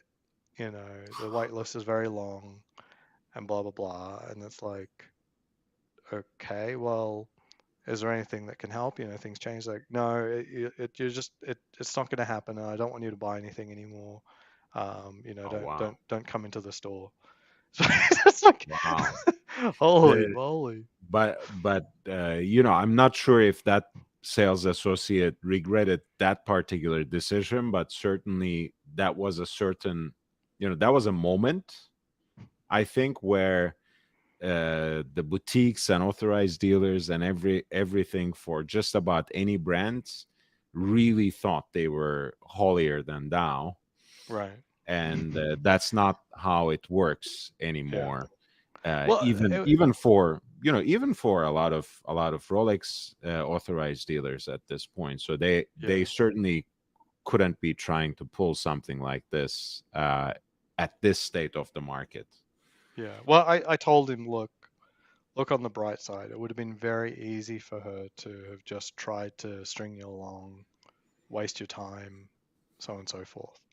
Hmm. But certainly not a good actor. And like, the whole aspect of you not getting the watch is true, but that's not permanent either, So, like, uh, I mean, there was a whole period of like almost a year where I was told I was effectively blacklisted from getting anything, because the only thing Right. I wanted was GMT and Daytona, and I wasn't allowed to get either, right? So it's like, okay, fair enough. But I mean, I don't consider it burnt bridges, because things change. Like, oh, it's a multi-year rule. Okay, 3 years purchase history, blah blah blah, and certain X or Y, and it's like, well, you know, these things get forgotten about sooner than they're implemented, So that just things change, But she wasn't even willing to go along those lines, you know what I mean? Like, it's yeah, just thorough burning basically. Well, I mean, I'm glad at least, you know he got a watch for his father, as a gift. For sure. Maybe Those are next good. place, Those are good pieces. Yeah. yeah, and maybe next place that he goes, perhaps he would rather bundle whatever he's buying as the soft piece. I told him at the beginning, like, do not do it. Like, if that deal is good, they'll bundle it. But he didn't really put in the he put himself under a time crunch. So and that was he was going to Australia to see his father, and he wanted mm, to have the watch. So he put himself in that position. I said the bundling aspect, it's the only way you should do it, in my opinion. But if you trust her, you can use your own judgment. I wouldn't do it. I told him don't do it. But yeah, he ended up in the time crunch anyway. So the Santos is he picked it up, and he's still super happy about that purchase. And he ended up following up with buying the Cartier tank in Sydney, Australia, the following year because with the exchange rate, it was actually cheaper to get the tank in Australia than in the US at that time. nice. So he actually made a big family thing out of it. Like his family's in Melbourne, and he got the family to fly up to Sydney so that they could be part of his mum receiving the watch from the Cartier boutique in Sydney, and making Very cool. a family event out of it. I really wanted to interview his mum and dad over that because that's their first luxury watches, and I could only imagine what it must feel like to have a son or a daughter Right. buy you such things. You know what I mean? And it's not about materialism. It's just they got to a point in their life that they're not they're not fuck ups, and they were able to show their love with something exorbitant. You know, it's that must be a very special moment that most parents never get, I Did think. you did you see the first edition of my new segment that is kind of like that, like No, interviewing people actually. on their watches? So this is very impromptu. I was obviously riding on the fact that the person I'm interviewing is an actor, so um you know he's a natural, so we Mhm. squeezed everything into a 1 minute Into a short. YouTube short. Hey Ben, would you like to tell me about your watch? My Tagore. Yes, please. My wife bought it for me when I turned 50 years old. And knowing that I of Steve McQueen, and that's the watch, the monocle that he was wearing when he was racing Le Mans, the movie. And I don't know, maybe it's a link or something to get closer to Steve McQueen. In my opinion, he was unfreaking believable. King of cool. So how does it make you feel when you put that watch on in the morning? King of cool. Thank you, Ben. You're So I think those are very um actually that I mean that's good content, not to pat Mhm. myself on the back, but the idea that I share with what you said, because again, I think of course we as collectors have a different kind of passion towards them. The public at large desires a lot of watches as aspirational pieces, as luxury pieces, but there is also a huge group of people, real people, who get gifted all kinds of timepieces, and it's really meaningful to them on this deep emotional level. It Mhm. can or it may or may not be a luxury watch. It may or may not be of interest to a collector, but it always means something. Usually when you see an average Right. person wearing a watch, day in, day out.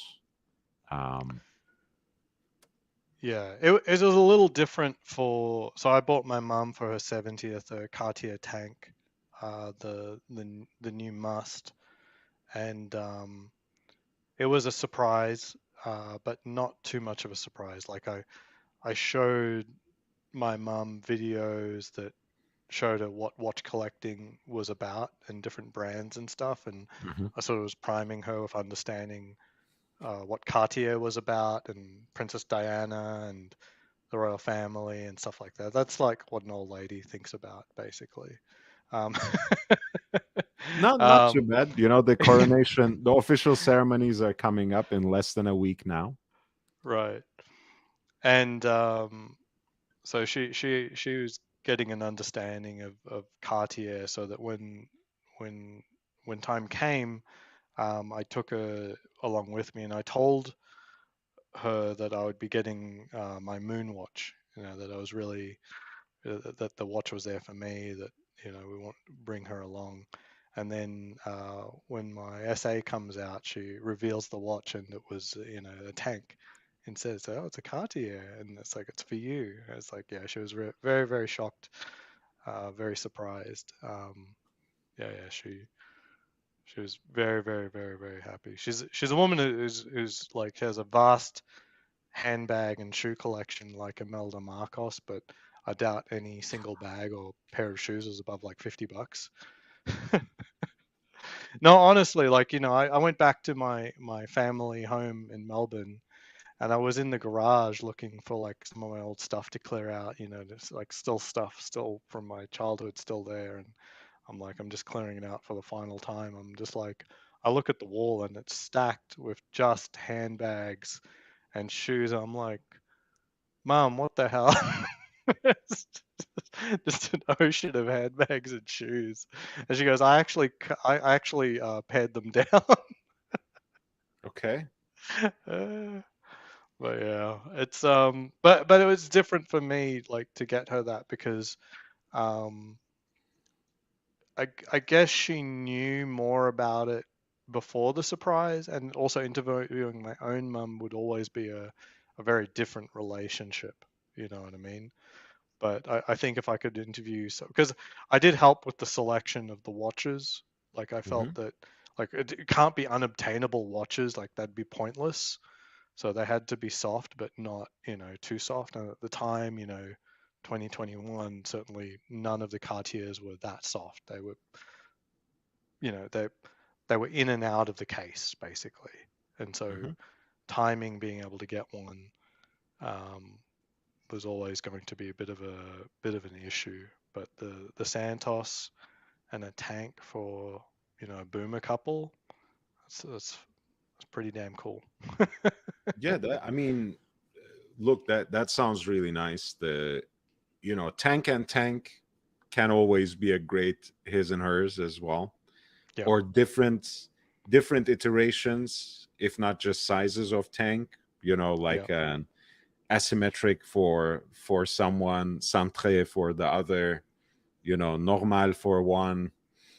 Mm, Uh, you know, basculant for another. You know, it's a whole world, I think, that is really consistent in itself. I think that's what also makes Cartier very successful. They have a full-fledged catalog, in the yeah. sense that Rolex has a full-fledged catalog, something to appeal to just about everybody and everyone.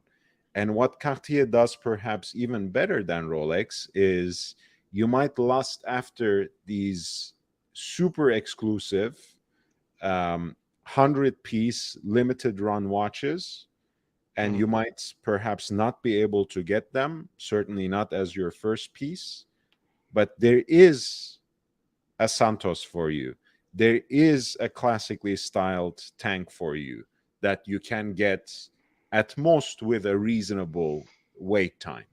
mm, So they have that lasting style, the value of design, of a certain elegance, and luxury that the brands carries. Of course, it has a lot to do with the royal family. We don't have a royal family here in the US, but the Kennedys both wore tanks. You know, Jackie Onassis wore tanks her entire life. Um, and there is that sort of association with a certain kind of class even here, even though, as you know, Americans love rejecting the idea that we have class in this country. um, Yeah. I'm bummed at our friend Meech's story about broken Cartier movements. I honestly hope that the movements are more durable than his experience, but I really don't know. I mean, they're in-house, quote unquote, but um, I guess they're not Rolex. I don't know. um, I mean, look, for on the one hand, it doesn't surprise me that durability and movement construction is not necessarily their forte. They have, in the past, they have basically exclusively relied on Jaeger-LeCoultre, AP, and Rolex, and some other companies to make their movements. Since the Richemont takeover, it's been a little more streamlined, a little more manufacturer based from Val Fleurier exclusively for them a lot of times. Um, but it doesn't surprise me that they're a little less reliable. And at the end, that's not what you are getting a Cartier watch for. I know it sounds very casual to say, Hmm. but on the other hand, Meech is also, he's a collector, so he has an entire collection. Not You can't expect the same thing at the same level from every watch in your collection. If you have a watch case that contains more than 3 watches, at some point you are diversifying, at some point you are going for different things. Don't expect your Cartier watch to be a Rolex with a different design, because it's not. Hmm. Yeah, yeah. It's yeah, we'll see. I mean, they've certainly sold enough for us to figure out what's what. Yeah, We'll get enough stories along the way. I mean, Meech is also hard on his watches, so it may not he is. may not be the normal bar that people expect. And again, he is hard not just for the sake of being hard. He's hard because of his lifestyle. Yeah, wear them. Yeah, So we'll see. I may never get a Santos. I'm not sure. I'm not sure what's gonna happen. Like, it was always a selecting like what is the soft pieces to pick up as I get my main Rolex mhm. collection. Um, but I'm not sure there's going to be much reason to pick up a Santos along the way. I mean, I think the decision to give someone a platinum Daytona isn't going to be settled with the purchase of a steel Cartier watch, I don't think. Mm. Like it may or may not happen, but it would strike me as odd. I was like, oh, okay, to make this happen, you also got to grab like something like that. I'm just like, okay. If you asked, I would do it, but I'd be shocked if that's what it hinged upon. Yeah, Perpetual Time, Alex from Perpetual Time, and Federico's watchmaker, whom I don't know. I know Federico, but I don't know who Mm. Federico's watchmaker is. Both said Cartier movements are not the best built. Again, I don't, I'm not surprised. I'd love to know like what we mean by those terms. I mean, it's easy to understand. Okay, it's not like a Rolex, but um, one of the things that's very, very, very, very difficult to do in general is estimate um, durability, like durability testing, have objective measures of durability, unless the normal experience for people is highly predictable and known over long periods of time. And I just don't think for watches that the way people treat watches is Mm. just so different and so vastly different that it's hard to measure durability from people's experience. Like certainly, especially if you start crossing brands, because brand selection and watch selection is also very personal as well, or at least it used to be, unless the majority buyer is just the hype buyer like myself. You just end up with the same watches for the same people, but um, it's just so different that I wouldn't assume the average Cartier buyer treats their watches the same as the average Patek buyer, you know. But we certainly see Patek's broken as well, so I don't know. Well, I mean, I think to a certain extent, um, I sometimes rave about the quality foundation in Fleurier, which has this test that, first of all, has a durability standard for fully encased watches and not just movements. And then the extra Fleury test that has essentially a robotic arm that Right. puts the watch through the paces. But considering how,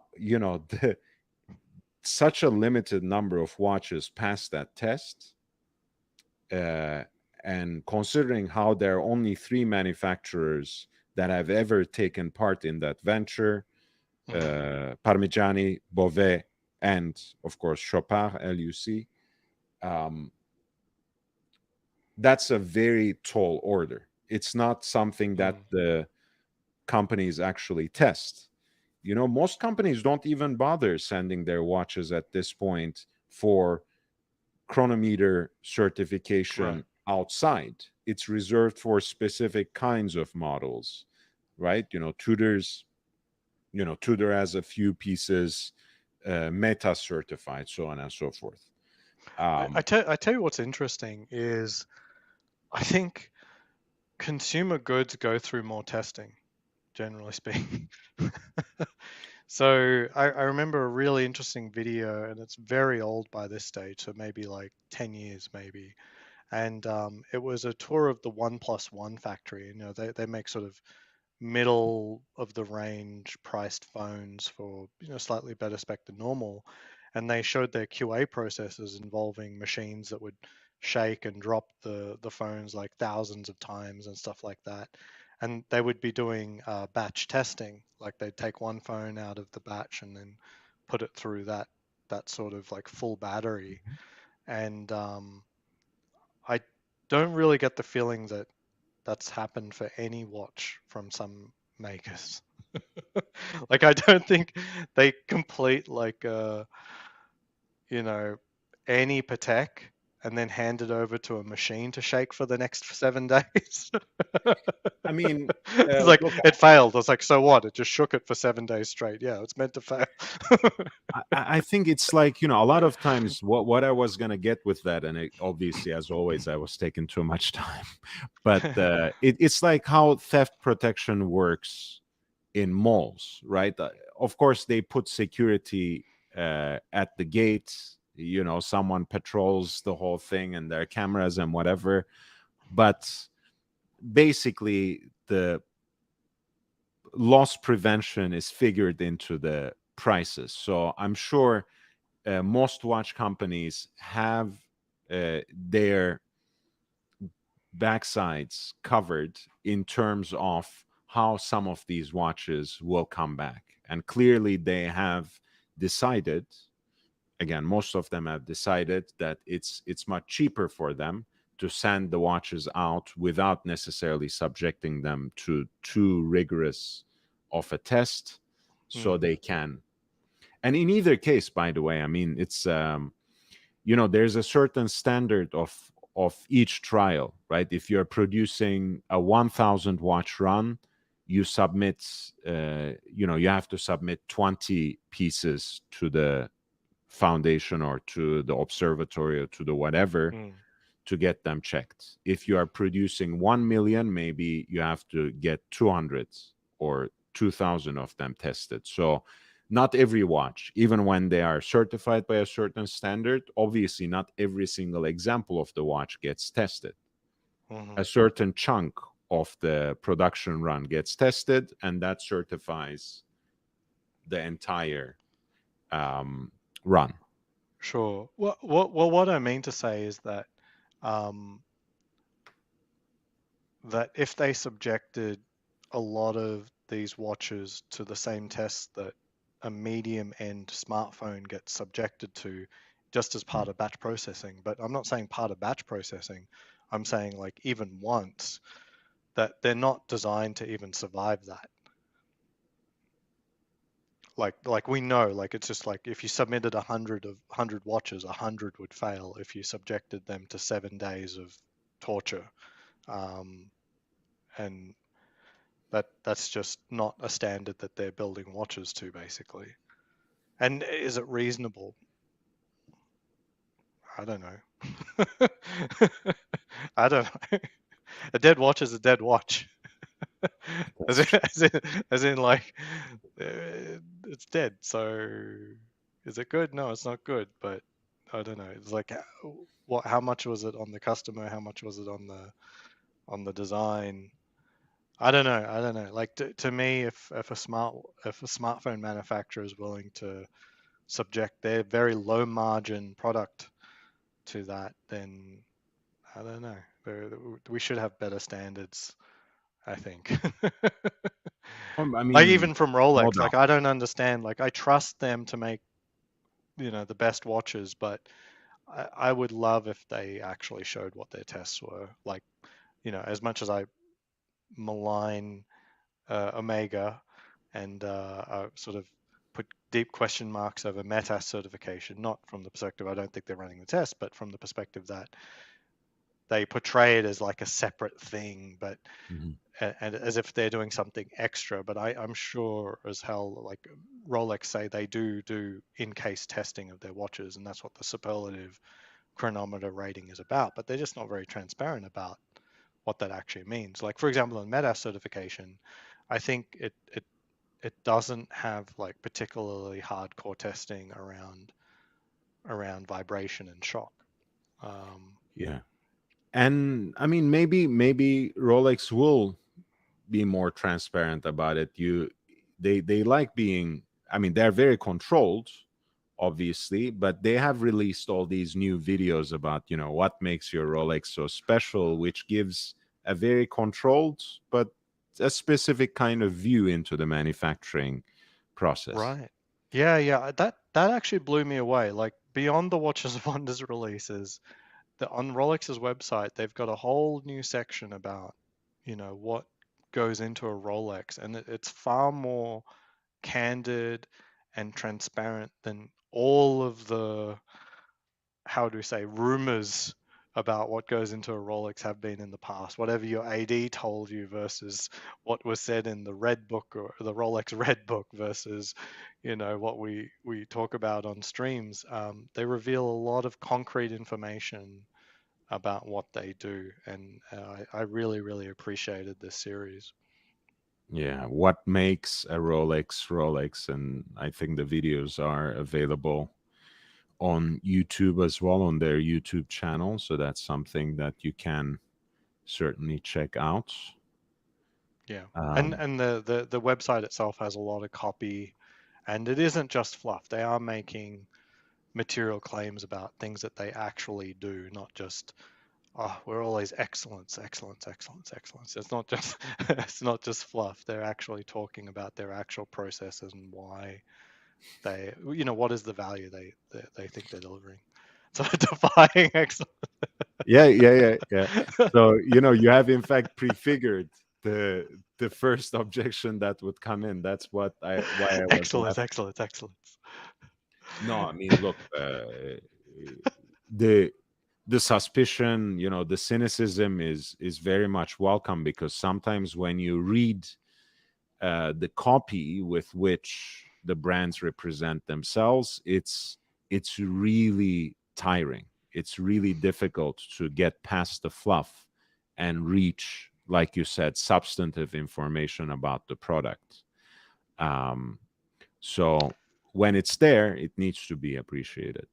Yeah, I mean, if you look at their website at the moment, if you click on the hamburger menu, item What? number 1 and 2, so it's the What menu? triple, the hamburger. It's the triple line thing that represents a menu. Okay. So you got your bread and you got your meat, cheese, the hamburger menu. So that this whole section on watchmaking is number 3. Like, yeah, okay, Rolex watches, new watches, okay, they're 1 and 2, but this whole section on watchmaking and what goes into their watch is number 3, and At this the is core of all excellence. new. Yeah, this is all new. Yes, at Yeah. the core of excellence, and then this next section is defying the excellence and the anatomy of excellence. No, it's more than fluff. They're actually, going through. Was there anything in there surprising to me?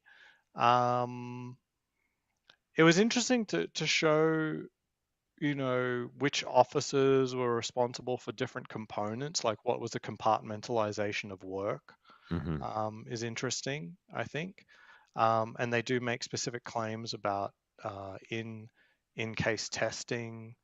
Um, yeah, it's I think overall, like, they've done an interesting, uh, worthwhile section here to collectors like us, as in, I doubt any normal person would just immediate eye roll, at any of this stuff. So this is fast. This is for us.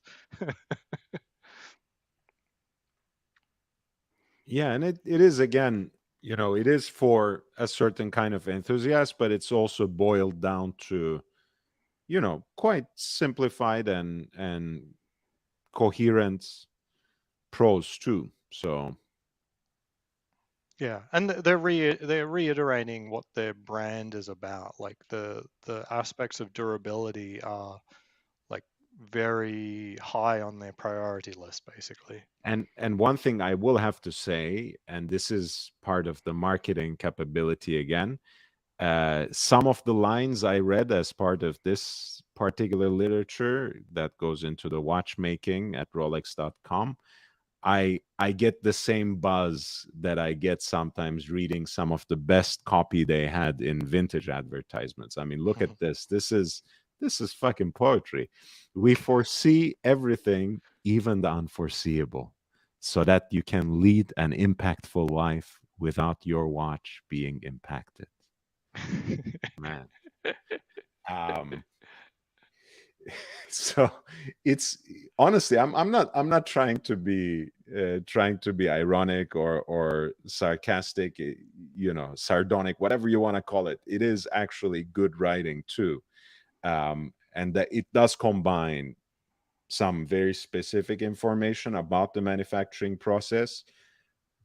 It's concise and coherent, but it's also well written, which I think actually matters. So it's pretty good. I think the section here on waterproofness is quite. I think it's on the next part. Yeah, this part. So you see deep seas actually being put into an extremely heavy duty pressure testing uh, rig. Like, I don't. If you go on hydraulic press channel, this thing is orders of magnitude larger than any pressure chamber that they've created for the testing there, and you need to be able to test the depth of a deep sea for sure. So showing the actual in case testing is very, very cool, very cool. Like, it's one thing to just put a rating on a watch because your customers will never test it, but to actually subject a complete Mm. piece to this testing is worthy of praise. And again, uh, brands realize how the collector is changing, and they are responding with this kind of footage, this kind of information. Gégé Lecoutre just had a whole series called In the Making that attends to different parts of their manufacturing process, even the kinds of restorations that they can accomplish in the manufacture, because they keep such good archives, because they have all these legacy parts, because they still have a lot of the machines that can make those parts.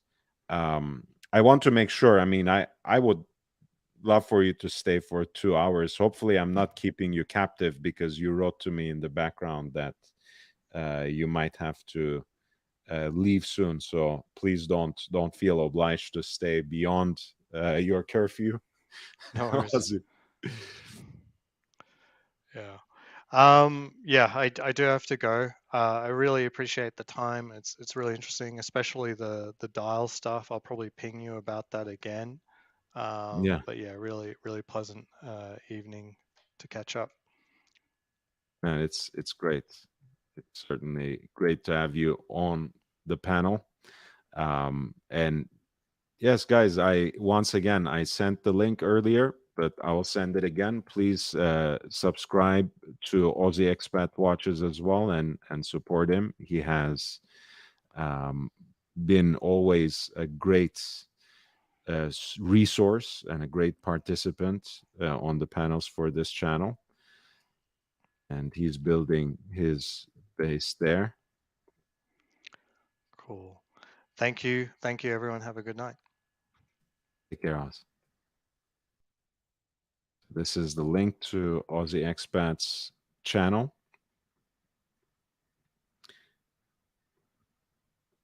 And with that being said, I'm going back to the Geneva auction preview.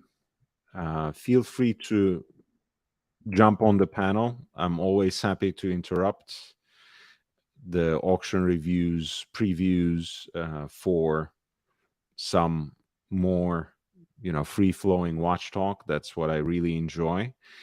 If you have any questions about the particular lots, feel free to send them in with the super chat. I sent the link right there. We were looking at this quote unquote tropical dial full gold bluesy from the 5-digit era, 16808 at lot number 425, with this kind of sandy beach sort of vibe on the nipple dial, with the original hands, the dial itself again tropical. The case has slight scratches, but overall the condition is deemed excellent, certified with triple A by Antiquorum for this late 1980s piece that basically arrives as a full set, box, papers, product literature, and the companion piece, the anchor.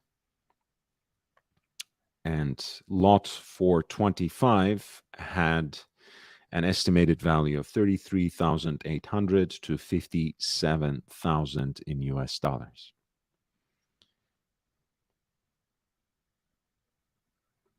At 426, we had the first iteration of the Rolex reference 16760, the first GMT Master 2, the first one with the independently moving, jumping hour hands that you can manipulate from the crown.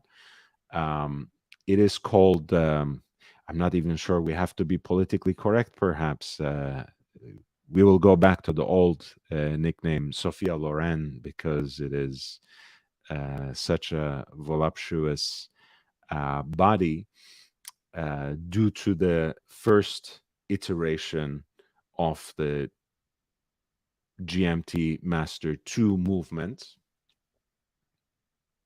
the caliber 3075.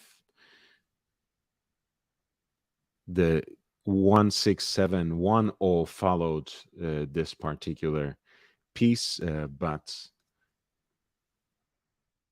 the 16760 was for the Rolex GMT Master the threshold of many firsts being introduced for the first time 40 years ago in 1983. That was one reason why a lot of people were expecting perhaps black and red, quote unquote, Coke bezel to drop this year for the GMT Master. It has not necessarily happened, but the night is young, as they say. So who knows? Maybe it will. Yet, this is a watch that comes as naked. So it is just a watch at lot number 426. And the piece has an estimated value of 13,600 to 20,300. I think it has that pleasing and ever so subtle patina on the luminous material. That's one of the most delightful things to see against a matte black Rolex dial.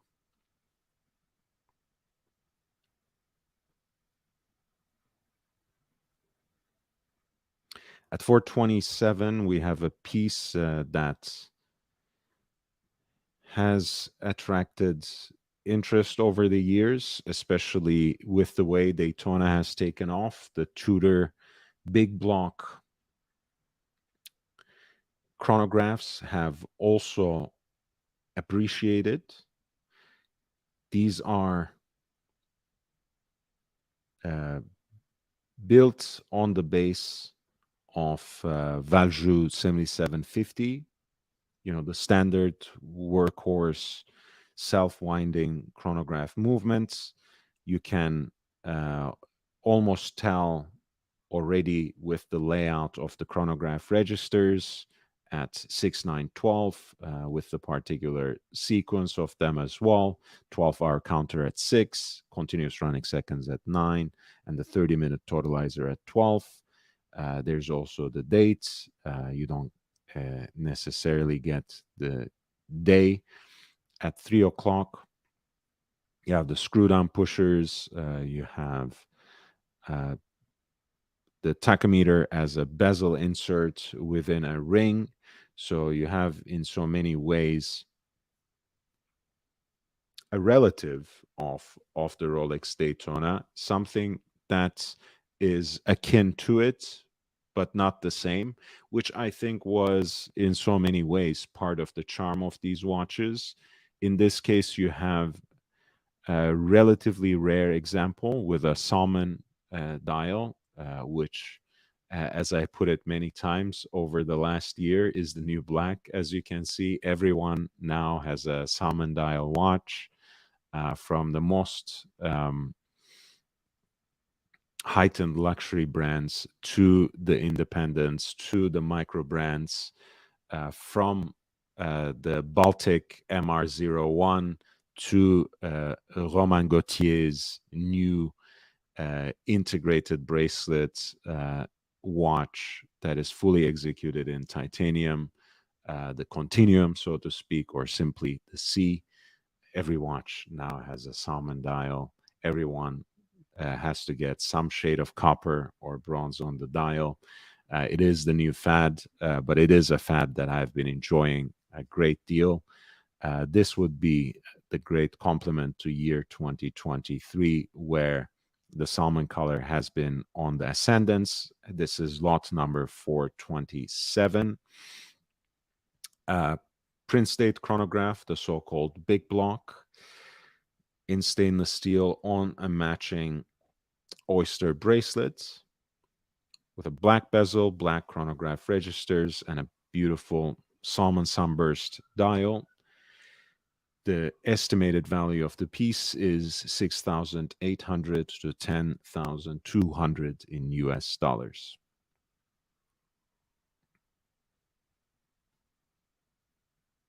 And the piece actually does come with its original papers that have been stamped by Watches of Swaziland, based in London.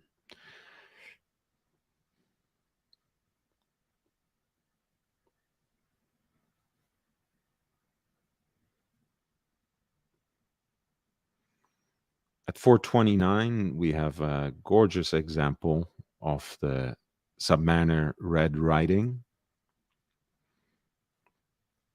This piece does come with a presentation box, but it is otherwise just a great watch in good condition. Meters first, Mark II dial. The bezel itself having gorgeously patinated and aged as if to match that tropical brown dial. It is a gorgeous piece, and even I can recognize that as no date Submariner fundamentalist. This is a gorgeous example of the reference 1680 Submariner with the red writing, single line of red writing, meters first, Mark II dial in this tropical brown. Lot number 429 is expected to realize a final hammer price between 22,600 to 33,800 in US dollars.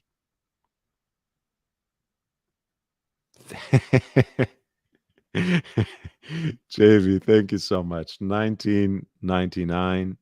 And happy birthday to the little one as well from me for the Rainbow Daytona Fund. I'm not sure if I can pull my weight up to that category, but I appreciate your support. It is a beautiful watch. Again, its charm is undeniable, and there are a lot of watches like that that I appreciate, even though I can never imagine myself. I can never visualize a scene or a alternative universe where I would be wearing that watch. It is certainly very, very beautiful.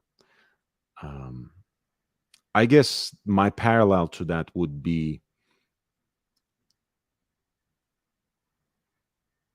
the ceramic AP Royal Oaks. Again, I think they are very charming, beautiful watches. Whether I would actually line up to get one, absolutely not.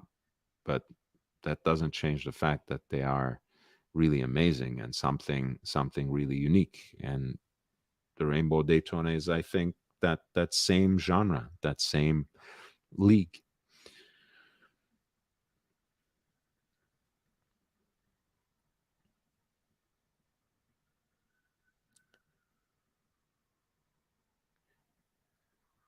Wow, okay.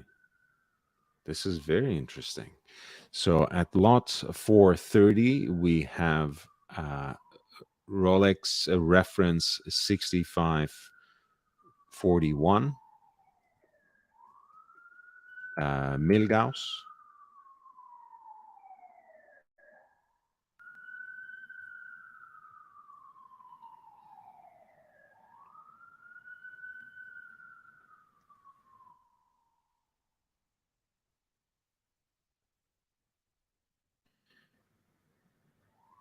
I think, wait a second, wasn't...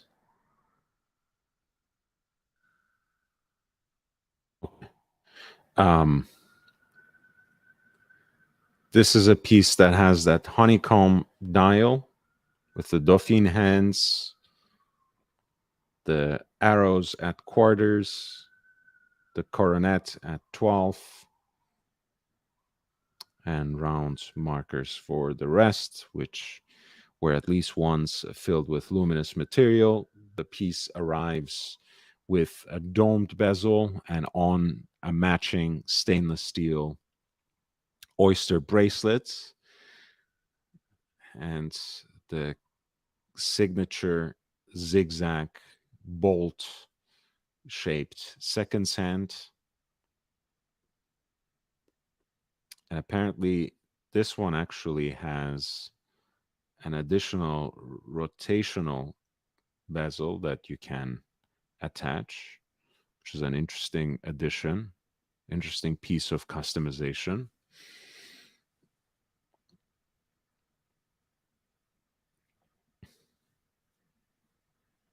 I like it. I like it. It's a very, very beautiful example, and this is certainly very relatively early example too, and well preserved, even though the luminous material on the dial has disintegrated. That's much better again than a restored dial or some sort of reprinted or aftermarket replacements. The estimated value of this piece at 430 is 136,000 to 204,000 in US dollars.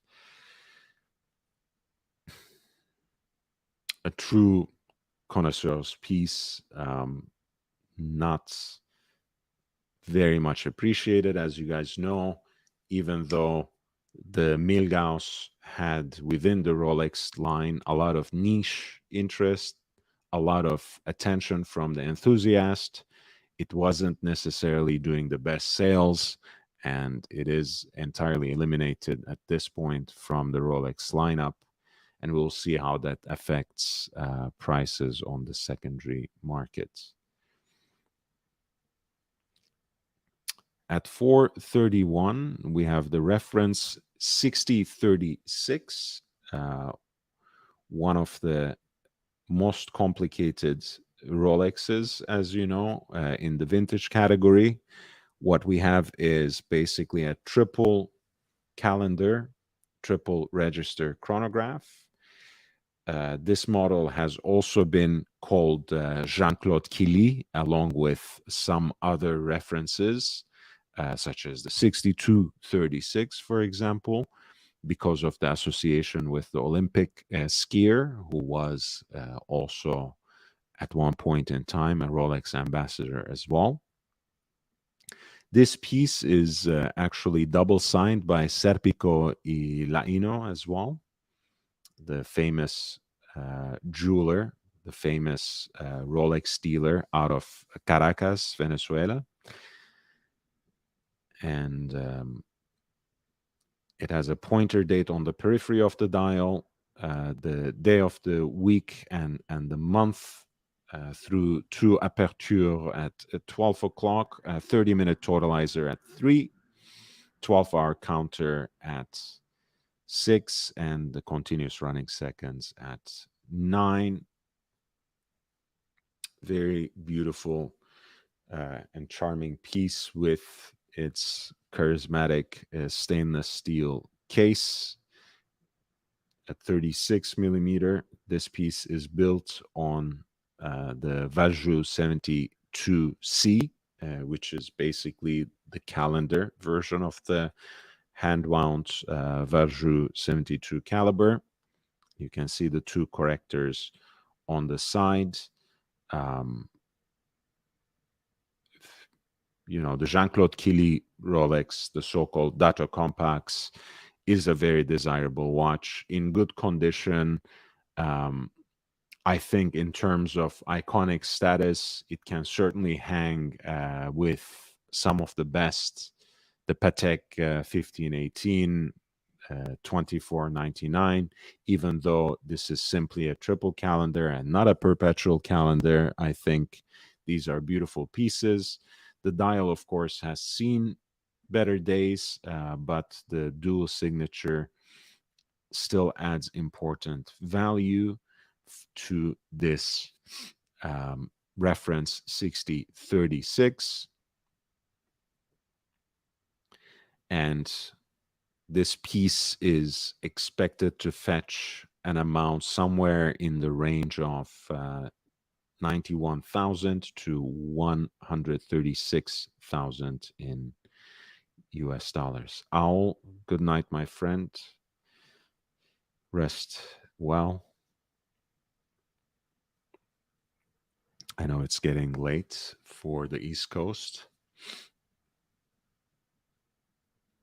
and we're all preparing for the next week, of course. At 432, we have the recently revived Vacheron Constantin 222 as you guys know, for their historique series, Vacheron Constantin reissued the 222 without much change at all. Maybe the bracelet has become a little more ergonomic. The chapter ring inside is very nicely mirror polished, so there's an extra glimmer, pizzazz to the watch, but the proportions have been perfectly preserved. It is really, really a stunning piece. Um, of course, it had to wait for its moment, right? When it was introduced in the 70s, it was not even as popular as the Royal Oak and the Nautilus, which were nowhere as popular as they are now, nowhere near as hyped up as they are now. So the 222, in a lot of its iterations, had to wait for its moment, and that moment came where, in the scarcity experienced for the Audemars Piguet Royal Oak and for the Patek Philippe Nautilus, the Vacheron Constantin overseas seems to be catching a lot of interest as well. So people actually started caring about it in a more meaningful way, looked into its history, looked into its origin story, and they found the Jörg Haschek design, the 222, that is in the 70s the counterpart of the Royal Oak and Nautilus from the legacy manufacturer Vacheron Constantin, which is, of course, the oldest continuously operating watchmaker from Switzerland. This particular piece has an estimated value of 57,000 to 91,000 in US dollars, and it does come with the archival extract as well as an overall invoice from Rabat. We are not actually talking about the Moroccan capital, but the Madrid based jewelry store, if I'm not mistaken. Um, but yes, the piece has been overhauled in 2018, which is beautiful. Um, of course, this might not be a Janta design, but the 222 shares a lot of the DNA with the Royal Oak and the Nautilus. A couple of quick examples. Um, the base caliber is the Jaeger-LeCoultre 920. That's self-winding caliber that still remains the thinnest with a full rotor instead of, say, a micro rotor to this day, even though it's a caliber that was introduced in late 60s. And for example, the bracelet, right? The bracelet for the Royal Oak was made by Gefrère, just as the bracelet for the Nautilus was made by Gefrère, just as the bracelet for the 222 is made by Gefrère. So it's not just a coincidental relationship between these three watches. They actually share a lot between them, from the manufacturers of different components of those watches to their very beating heart.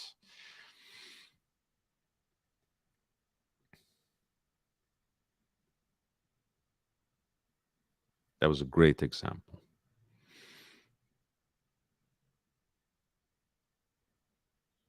There's a reduced size example at 433. This is a 33 millimeter instead of a 37, with a self-winding caliber still, and of course in 18 karat yellow gold, champagne dial on the integrated bracelets from the late 80s. This reduced sized 222 has an estimated value of 28,200 to 39,400 in US dollars. At 434, we have one of my favorite Vacheron Constantin watches. These were the pieces that were released in honor of Gerardus Mercator, the Flemish German cartographer. And there were several limited editions that combined both the métier d'art specializations of the house in the form of these cloisonné enamel dials. Here you actually have a beautiful map of Central Europe with Germany at focus. Cloisonné enamel very quickly is a form of micro painting that is adopted all over the place. It's not specialized to watchmaking at all, but it is used as a particular artistic mode of decoration on watch dials, especially where you have gold threads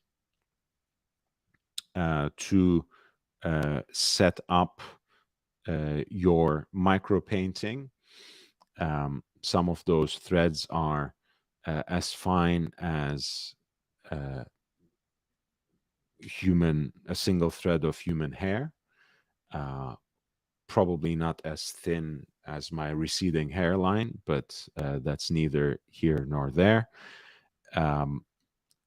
And basically, the areas are then filled in with crushed powder, which is then subjected to the specialized firing process, ultimately producing this very artistic expression.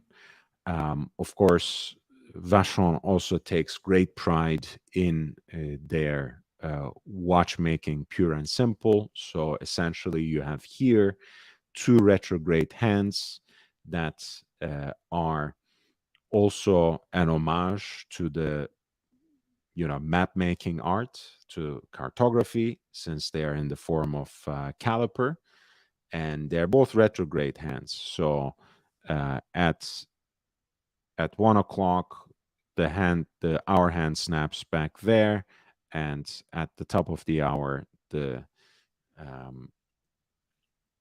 retrograde hour hands, retrograde minute hand snaps back to 0 as well.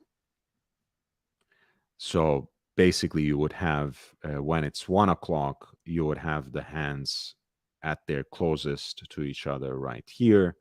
And when it's, let's say, 12:59, you would have them at their most distant. This is absolutely one of my favorites. One of only 10, apparently, in this beautiful platinum case. I don't think it's a coincidence that they chose to depict Germany and other parts of Central Europe for the prestige piece that was limited to only 10. And the pricing for this particular piece at the pre-auction estimate is 33,800 to 57,000 in US dollars. I also like the case too.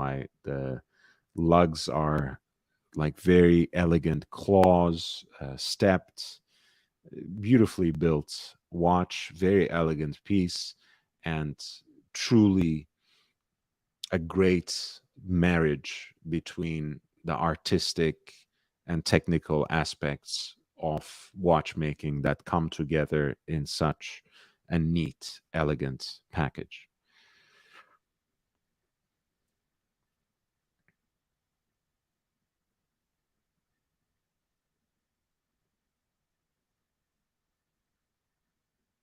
There's an example in yellow gold, which I believe is still stickered, one of only 20. Is that right? Yeah.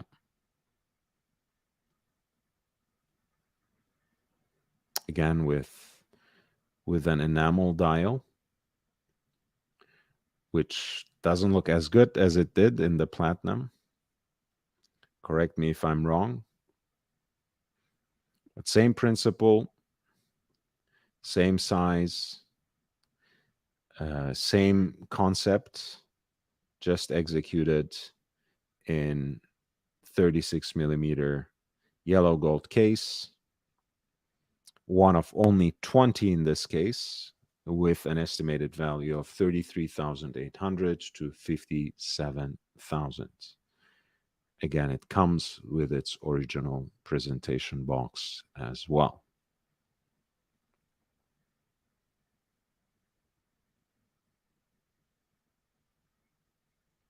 Ooh.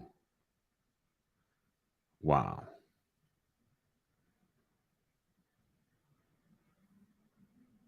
Jesus. All right. I should not get away or get carried away, I wanted to say. The raven or just the crow in general is one of my favorite animals. But yeah, this is striking, and it is, I think, after an illustration by Audubon, which of course was both an artist and ornithologist, French American. Clausenet enamel dial in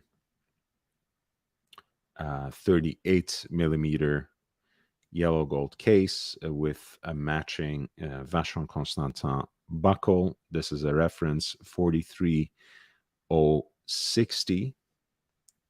I'm trying to understand what this pusher is for, because I think this is just a two-hander.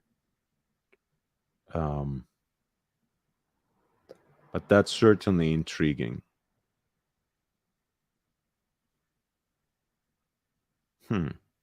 Maybe someone in the audience would know something about it. But as always, it is a beautifully designed case, perfectly round on the face of it, with a relatively thick and domed bezel. But look at the subtle contour on those short lugs. Just, a slight touch here and there is really what distinguishes Vacheron Constantin's design over the years. A beautiful micro painting of Raven after Audubon in Clausenet enamel execution on the dial. This piece has a similar pre-auction estimate to the Mercator watches that we were looking at, and that is between 33,800 to 57,000 in US dollars.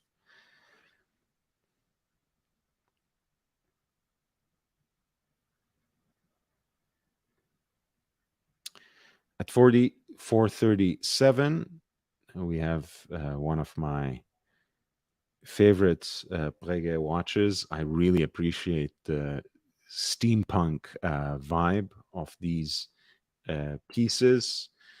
You get, of course, what looks essentially like the calibers of some of the souscription pocket watches that Abraham Louis Breguet made himself in the 19th century.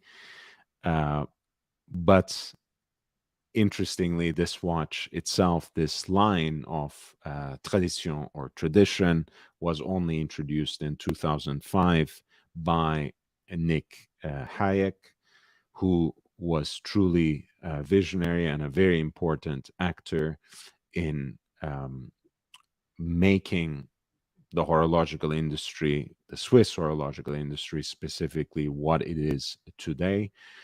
You get a beautiful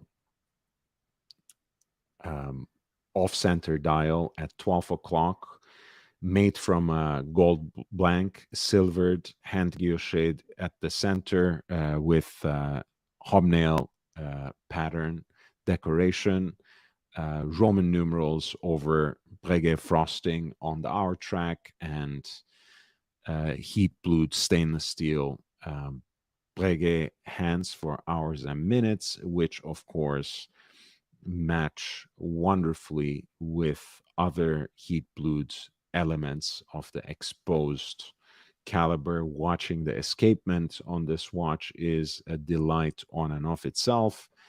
In and of itself, there's also a power reserve. I love the version of this watch that has a retrograde seconds hand. Bob from New York, from our audience, actually got apparently JJ's Breguet Tradition. And I think that's a very wise purchase indeed. But I like this watch in all its iterations, really. I mean, there's a GMT version. That's a fantastic piece.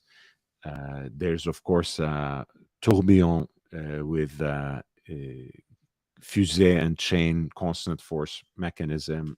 That's, again, a beautiful thing, but perhaps a little,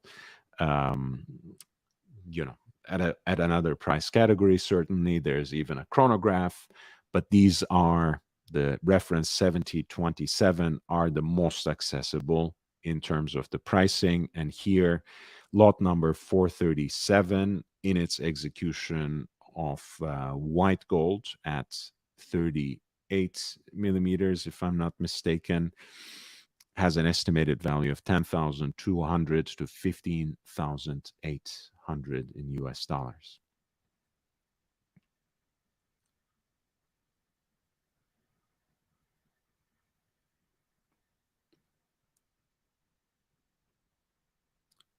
At 439, we have the rectangular version of AP's Royal Oak. Here, the reference 6005 in a two-tone execution with a quartz movement. The piece actually has the Armani Khanjar logo etched on its dial, on its Petite Tapisserie dial.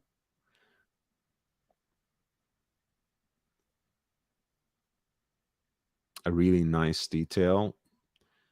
Again, you don't find APs like that every day. We were just looking at 4100 BA, a reduced sized in 18 karat yellow gold, which I think is lot number 1 in the ongoing Dubai edit online auction at Christie's. But again, it's much more rare to see these pieces compared to the Rolex pieces with the Armani Royal insignia and even some others. This particular piece at lot 439 in a two-tone execution, the rectangular Royal Oak, is expected to realize a final hammer price between 18,100 to 24,800 in US dollars.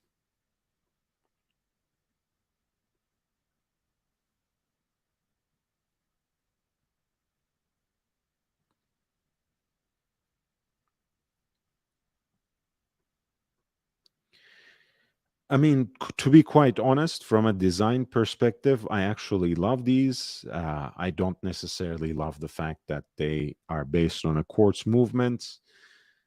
Maybe it's the purist in me. You guys know I don't actually harbor such a sentimental opposition to quartz movements altogether, but in certain kinds of watches, they do bother me to a certain extent. But if that is something you can get over, these are certainly very striking pieces. Right here, you have an example in white gold with a beautifully patinated Petit Tapisserie dial that has these diamonds as its hour markers. Very elegant, proudly announcing the fact that it is a quartz watch at 6 o'clock. Certainly a piece for the true enthusiast. This is lot 440 with an estimated value of 45,100 to 68,000 in US dollars. At 441, we have something that's right up my alley. This is the original Royal Oak Jumbo in the 39 millimeter Gerald Janta design, but in a two-tone execution. It is the 5402 SA.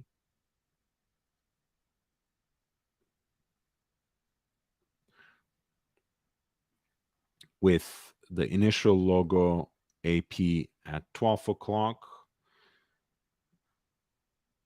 with the dial fixtures in gilt, as well as an 18-karat yellow gold bezel, not to mention the tapering interlinks that are also executed in 18-karat yellow gold.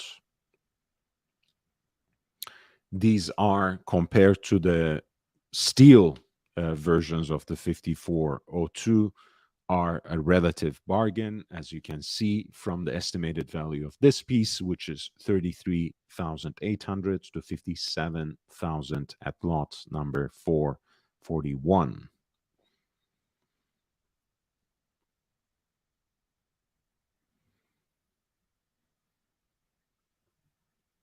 Here is an interesting piece.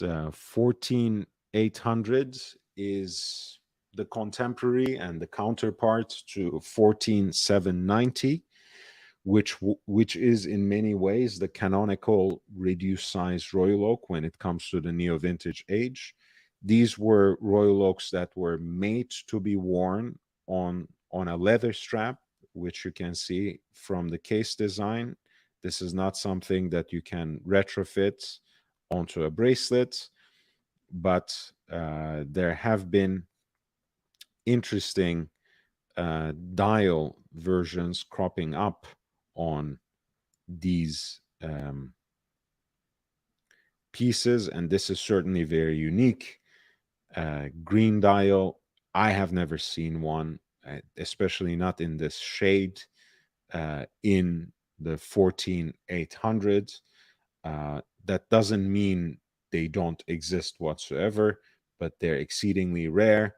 There are those with salmon dial. There are those that come in that particular shade of blue that we associate with the Nice-born French artist Yves Klein. There are like a coral or candy apple kind of red, so on and so forth. The green is exceedingly rare. This particular piece at 442 has an estimated value of 11,300 to 16,900 in US dollars. And within that range, actually, compared to the market value of even the more regular, more easily findable dial colors, would be a bargain at this range. So if you are crazy for a green dial Royal Oak in reduced size and you don't mind wearing it on a strap, by all means. I don't actually, I mean, again, it's one of those nitpicks when it comes to a specific model, right? I very much associate the Royal Oak with that integral design.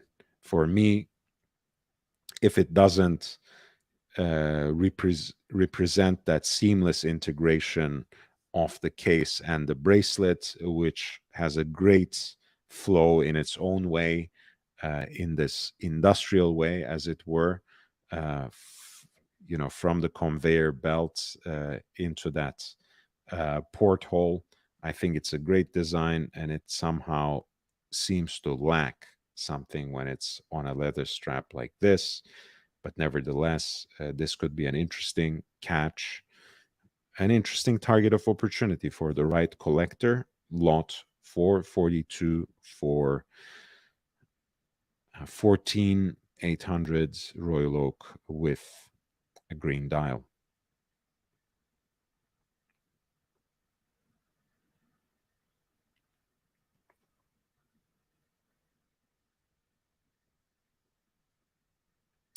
At 445, we have again one of the absolute classics. This is a relatively recent iteration of the perpetual calendar in a Royal Oak case.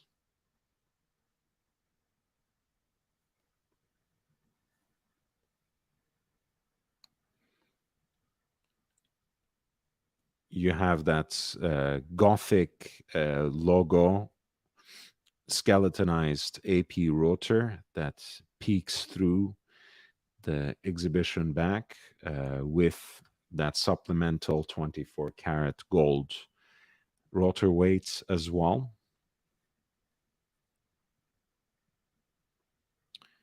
And it comes with its certificate of origin, as well as this larger tapisserie dial, a very sporty execution of the Royal Oak perpetual calendar, with a slightly more modernized version of the movement that has the leap year indicator as well. This is the 25-8-20 ST from around 2006.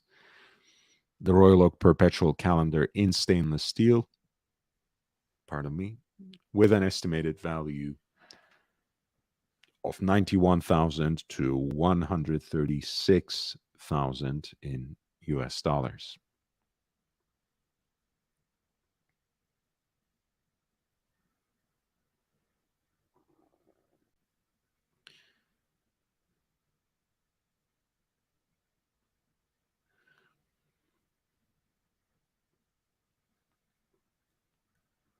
At lot 441, number 441, we have the amagnetic Patek Philippe Calatrava, one of the iconic references, 3417, hand-wound movement with the amagnetic properties inscribed on the dial in this maybe over stylized manner, I should say. A piece from the late 60s arrives with the archival extracts.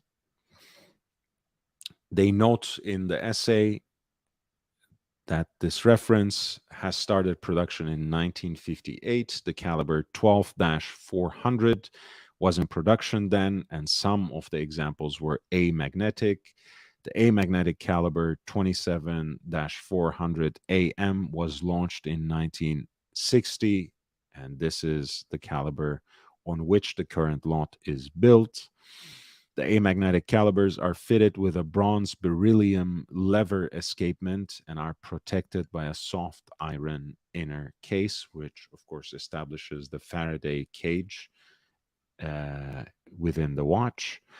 Similar watches are published in Patek Philippe wristwatches by M. Huba and Alan Banbury in the 1998 book on pages 192 and 194. Coming from the collection of a Portuguese collector, this is lot 446, Patek Philippe Calatrava reference 3417, a magnetic hand-wound caliber with an oversized second subdial at 6 and a single Arabic numeral at 12. The estimated value of the piece is 68,000 to 102,000 in US dollars.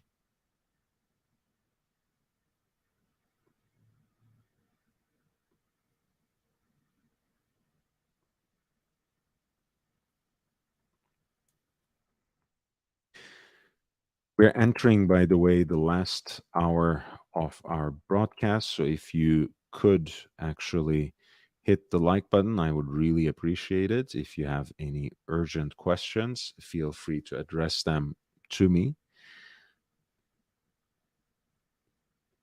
I'm sending the link to the listings again. So if you want to identify any particular lots, I'd be more than happy to go into them in some detail for you.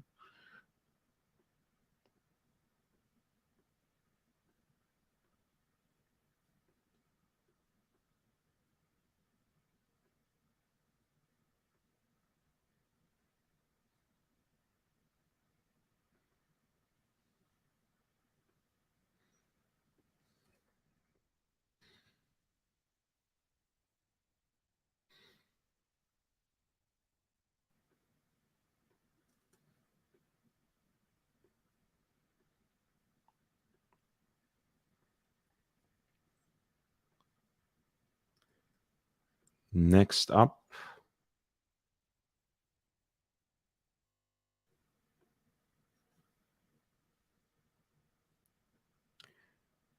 we have Patek Philippe reference 130. This is the first serially produced chronograph by Patek Philippe. The case seems to have seen better days, and so has the dial.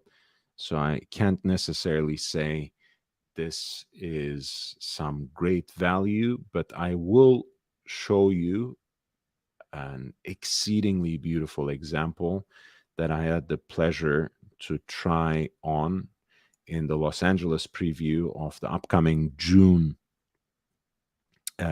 auction in New York by Philips. These are truly great gentlemen's chronographs.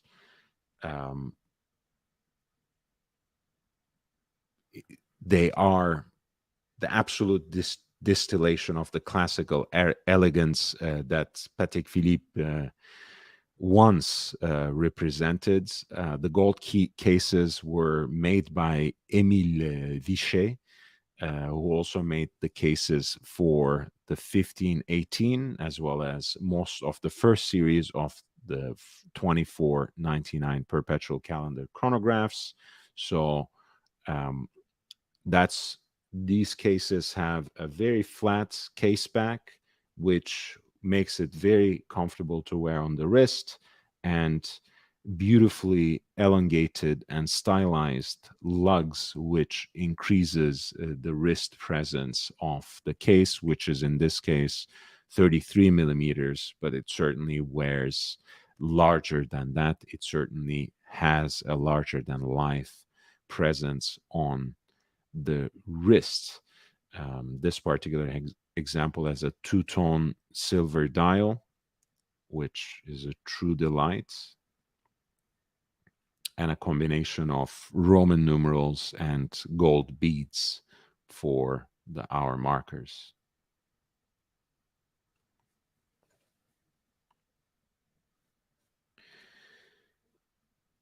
Unfortunately, this example is not that pristine, but it still looks supremely elegant. It has, as you can see, its own character in a way, because it has a different dial, which is silver, pure and simple, and has Arabic numerals at 12 and 6 in combination with abbreviated baton markers.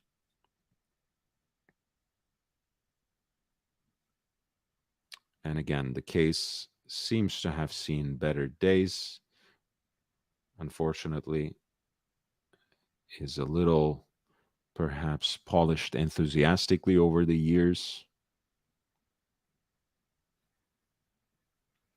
This particular example at lot number 447 of the Patek Philippe reference 130, the hand-wound chronograph, in this case in 18 karat yellow gold, is expected to fetch an amount somewhere in the range of 33,800 to 57,000 in US dollars. Nick Butter, thank you so much.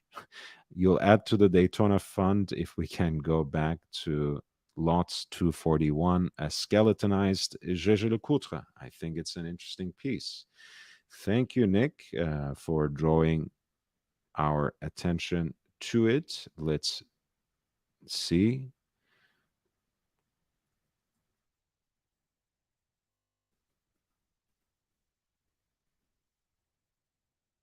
Ah, yes, it's beautiful. So this is actually a throwback, a kind of homage to the dashboards that Gégé made for Aston Martin.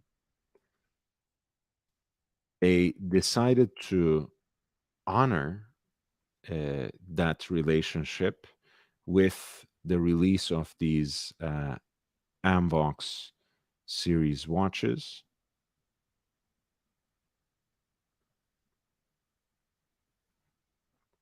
This is one of 300 made in pink gold.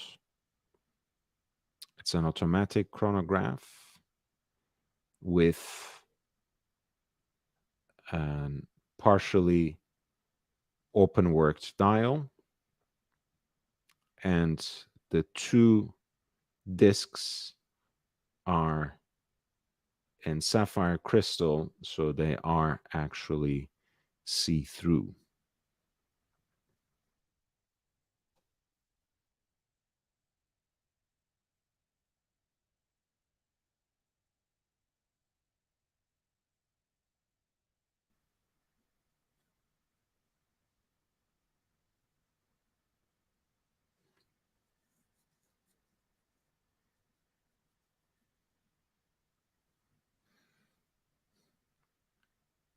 And essentially, what you have there is a 30-minute totalizer at 3 and a 12-hour counter at 9. Of course, a centrally deployed chronograph seconds.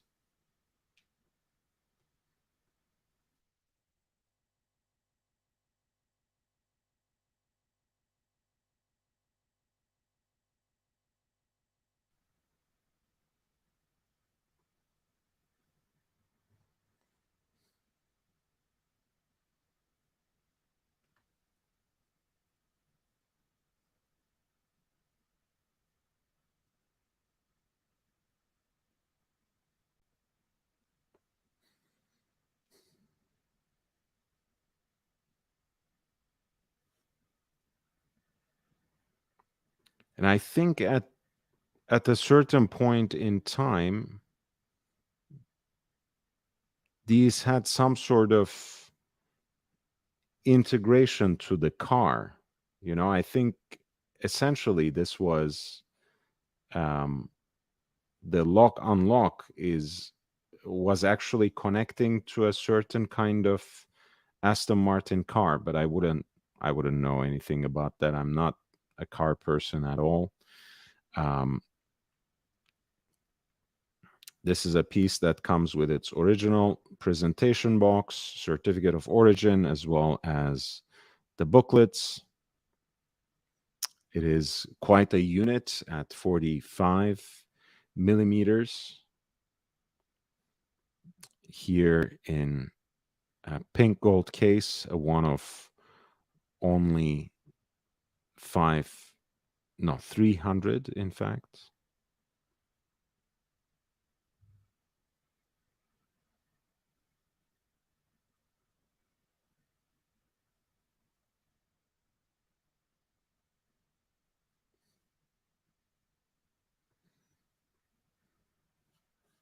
And it has a very stylized strap to go with it as well. And let me see if I can find one of those old school GG dashboards. Yeah, right here.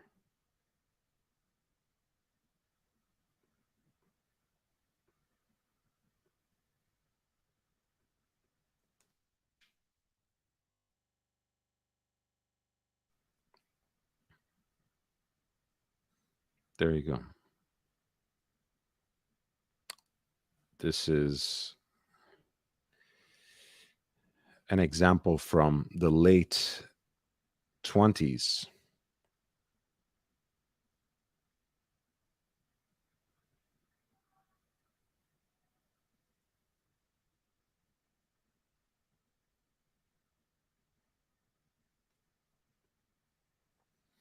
Lot number 241, one of only 300. The Jaeger-LeCoultre Amvox 2 chronograph DBS with a partially open worked dial with sapphire discs for the 2 chronograph registers, has an estimated value of 9,100 to 13,600 in US dollars.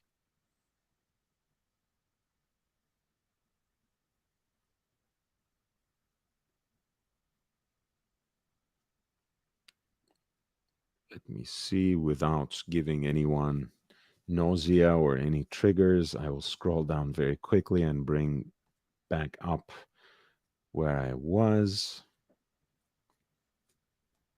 Thank you again, JB and Nick Butter, for these kind super chats, kind contributions. It really keeps the lights on. It really does matter. And I hope I'm always able to provide value, to generate good content for you. I am here for the long run. This is lot 448. It is the Golden Ellipse.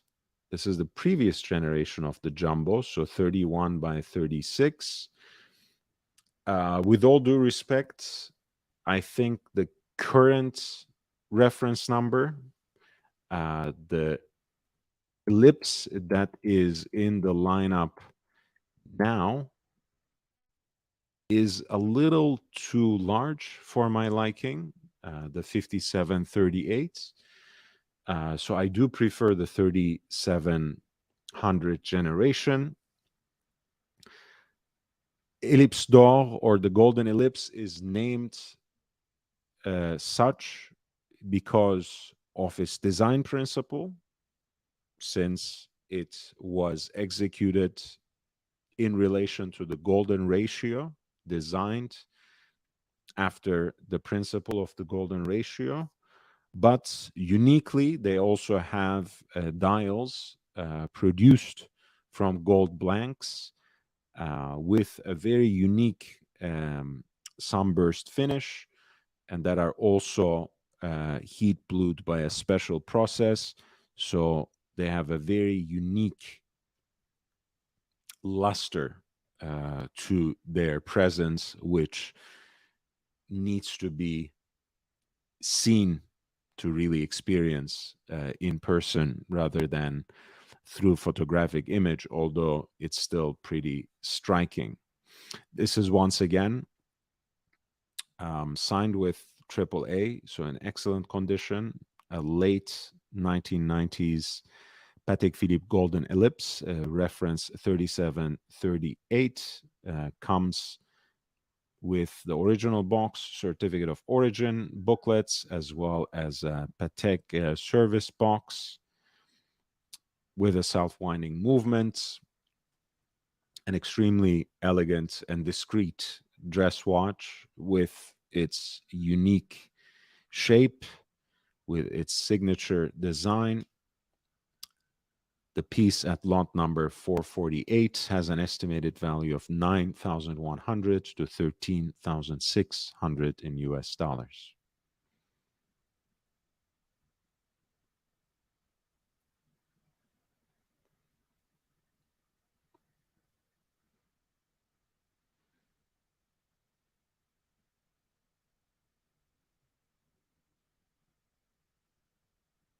Oh, this is beautiful.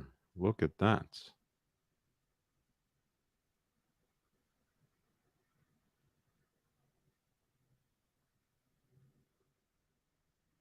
Solar powered, mechanical, perpetual calendar desk clock by Patek Philippe from the late 60s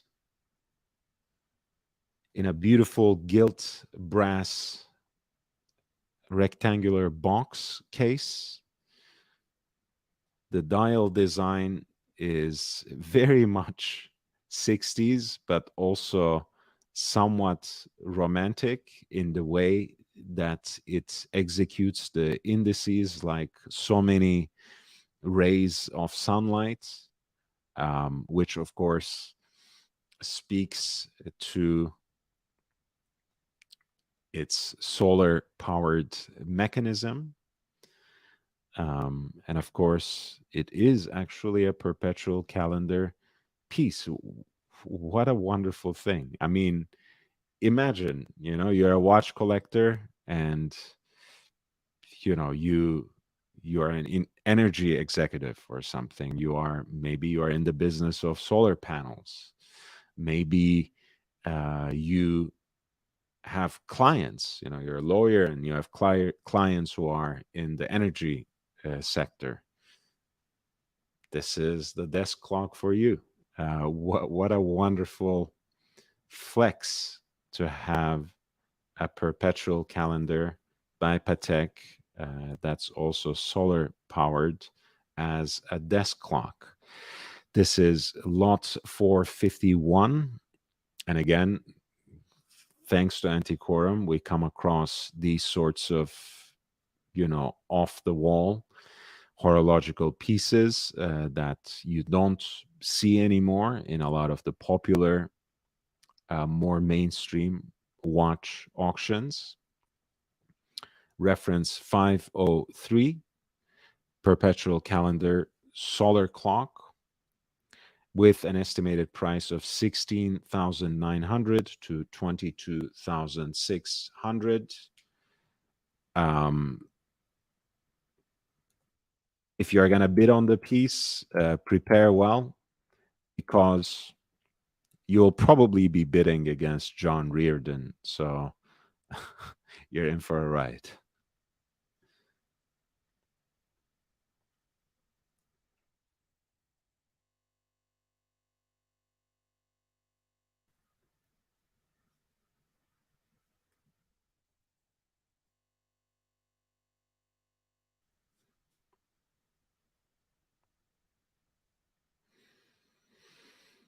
This reference was launched around 1964, was in production for around 5 years. This model is one of the pendulettes à remontage automatique par la lumière, an automatic clock which winds by light. This was a collection from the 1960s, of which pendule carré, the square clock, is the most common. It is with the dome clock that the most classical table timepiece is made by Patek Philippe. All of them are wound with the energy of the sun, with solar energy, which captures the power by the mechanical 17-250E caliber, a pocket watch movement which lays horizontally, made of a gilt brass cabinet with satin finish, silvered metal dial, gilded brass baton hands. Very few examples were produced, of which 15 are known to this day, with 4 of them having been delivered to Tiffany and Company in New York.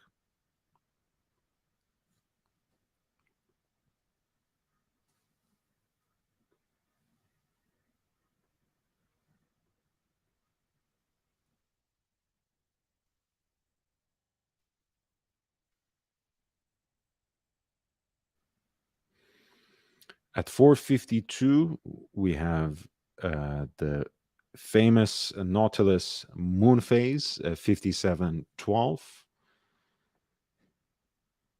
by now well appreciated by collectors, enthusiasts, and hype beasts alike. It was always considered before the hype as a quirky piece, with the Nautilus already being understood as a peculiar watch itself. But quite importantly, the 5712 and the 3712 that was produced only for 1 year before this particular piece, this particular reference number was released in 2006, had always something special about it, with its asymmetric dial, with its movement based on a micro rotor caliber, which of course uh, allows the watch to be much more sleek and, in a way, much finer and discreet, even slightly dressier. Um, of course, the moon phase indicator is a kind of romantic complication, so there's something said to, something to be said about that. And even though the 3710, with its power reserve indicator, the so-called Comet, has a certain claim to be, pardon me, to be the first Patek Philippe Nautilus to have a complication. I believe the 3712, and therefore the lineage of the moon phase Nautilus, has a bigger claim, has a more solid claim. Um, this is reference 452, which is basically a full set of the Nautilus moon phase in its reference 5712/1A iteration, all in stainless steel, case and integrated bracelet alike, with the iconic gradient blue ribbed dial. The estimated value of the watch is 68,000 to 114,000 in US dollars.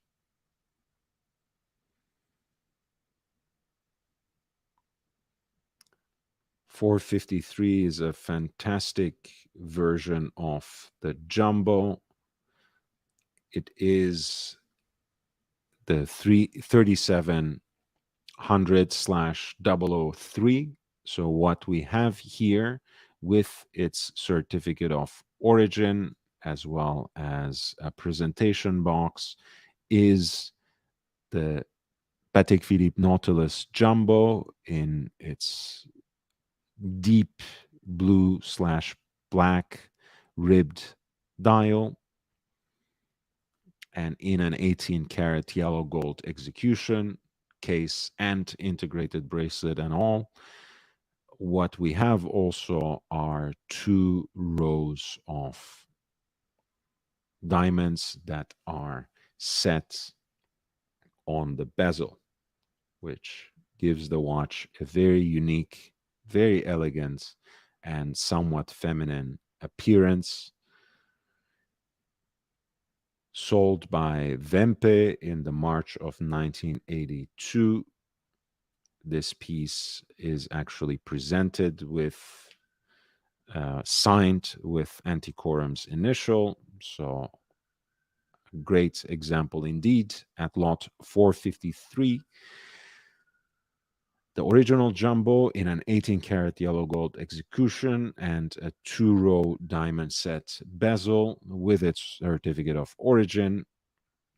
The estimated value of this piece is 170,000 to 282,000 in US dollars.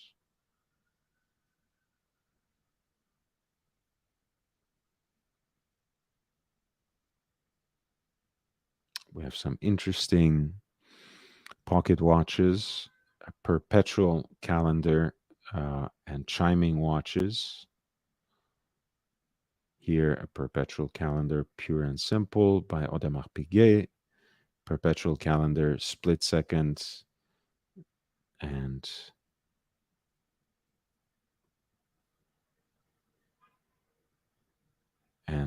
minute repeater. This is a true grand complication. We have in pocket watch form by Audemars Piguet. Not only does it have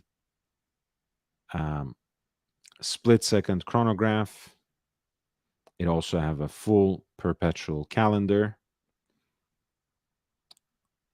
And as you can see from the slider right here, it also has a minute repeating function here presented on its certificate of authenticity.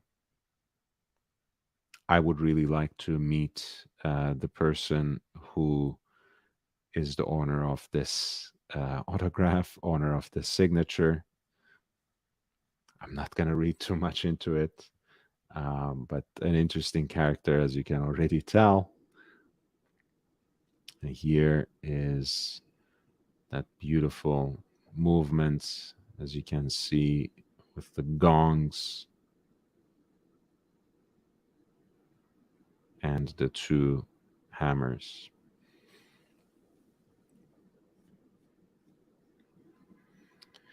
The piece is in 18 karat yellow gold, so with a hand wound mechanism at 48 millimeters.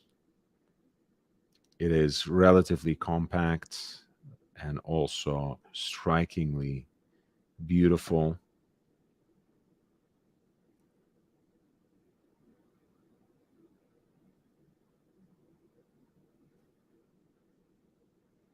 A piece that was first sold in 1964, and as you can see, preserved in an almost pristine condition.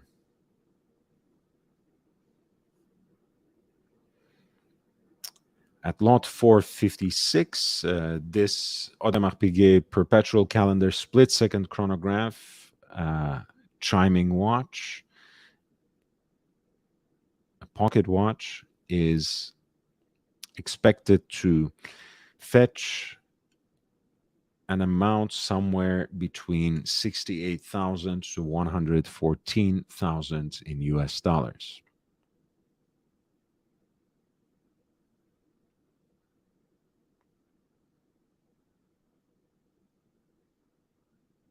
A number of interesting pieces. There is double-bladed pocket knife by Piguet and Milan, which has timekeeping and music functions. I mean, everyone loves a Swiss knife, but that takes things up to the next level, made for the Chinese market, apparently, decorated with enamel and pearls. And I know this is a very unique piece, but I wish the detailed pictures they took of this knife,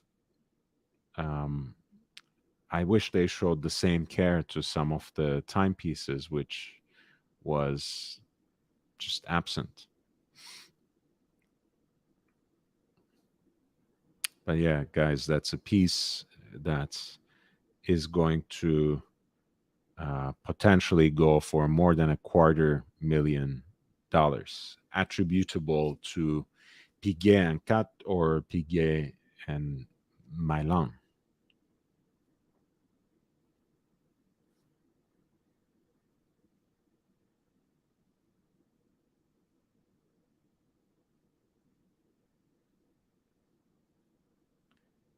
A very interesting post-war piece by Rolex.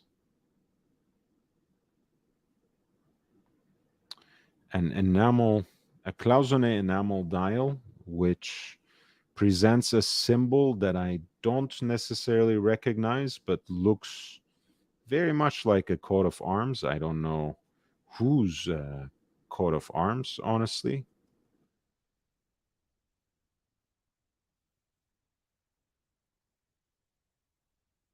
I recognize a few elements, but not, yeah, it doesn't click completely. And I don't want to make some sort of, ignorant statement either. I kind of thought it was the House of Bourbon first, but probably not.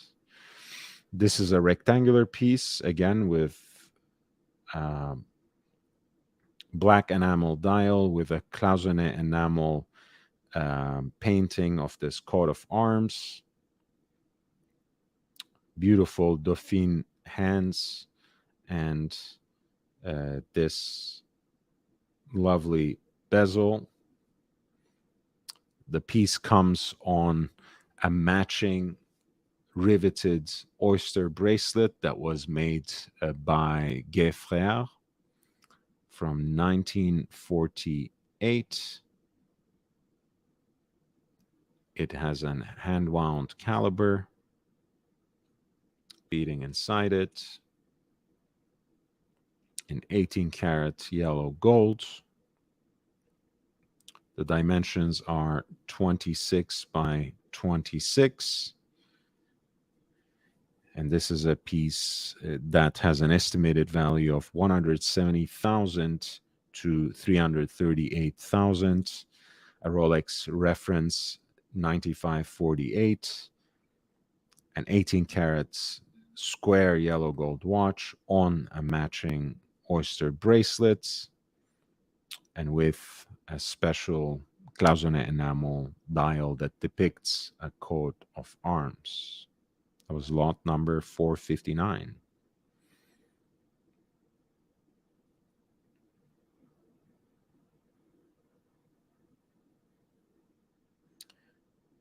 Let me grab quickly a cup of water.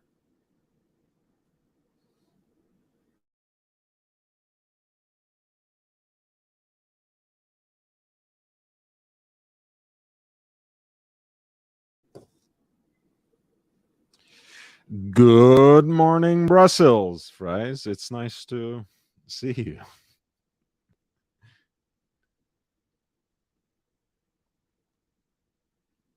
Uh,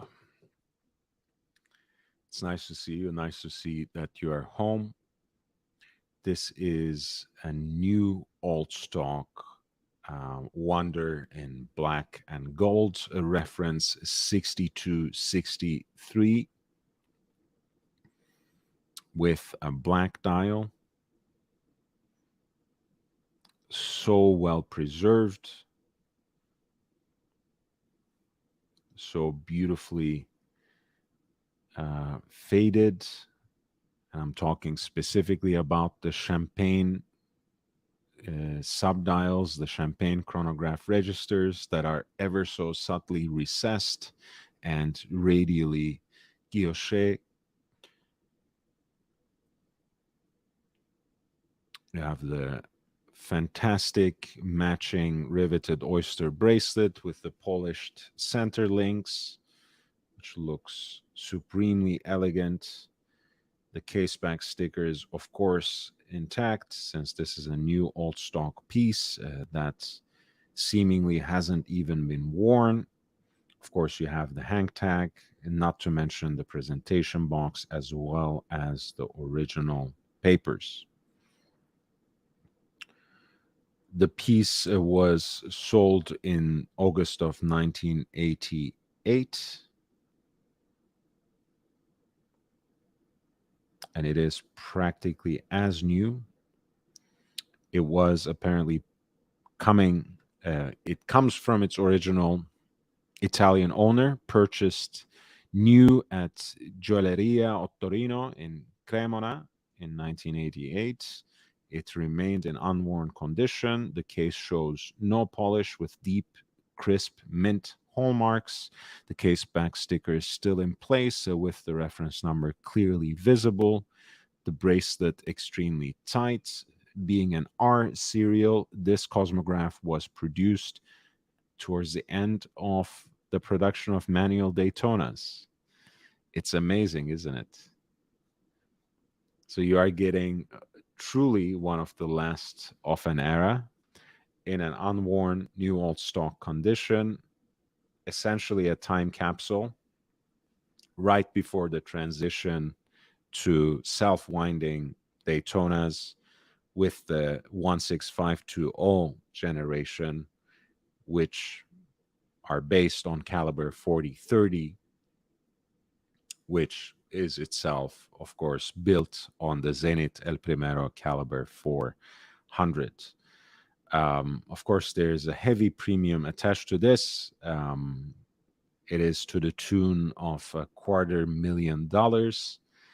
This particular piece at lot 461, a Rolex Cosmograph Daytona reference 6263 in yellow gold with the black dial in an absolute new old stock condition, is expected to realize a final hammer price between $226,000 to $338,000 in US dollars.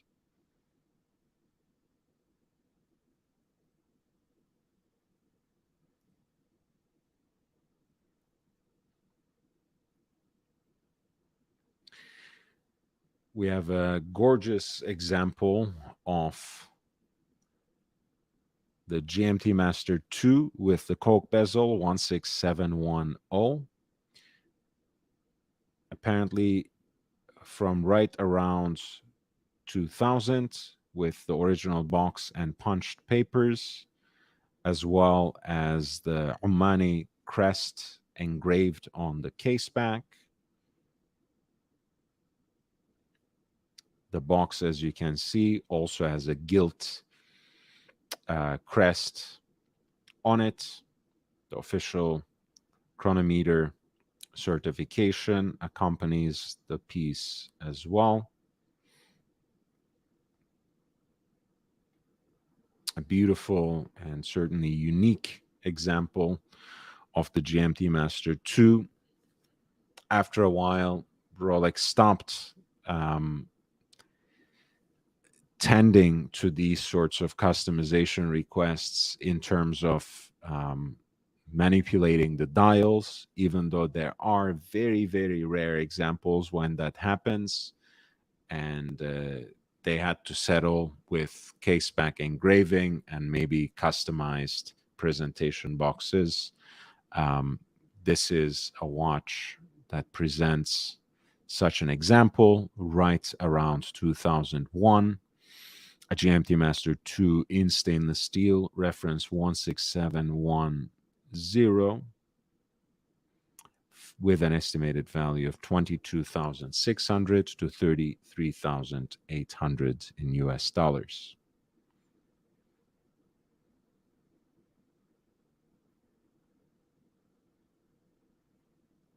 At lot number 463,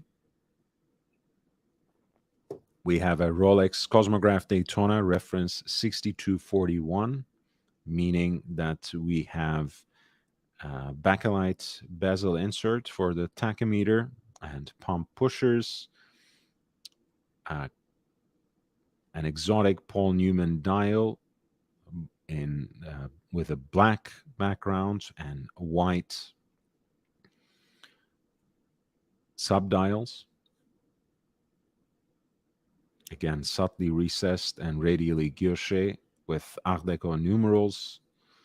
The Daytona writing itself has faded into this beautiful and soft shade of pink, which is very charming and a great complement to the seconds track as well.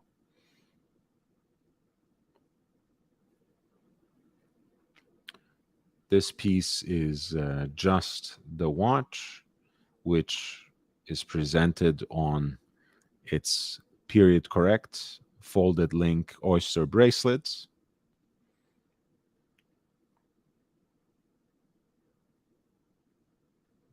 And lot 463, accordingly, has an estimated value of 170,000 to 282,000 in US dollars. Rolex reference 6241 Daytona with the Paul Newman exotic dial.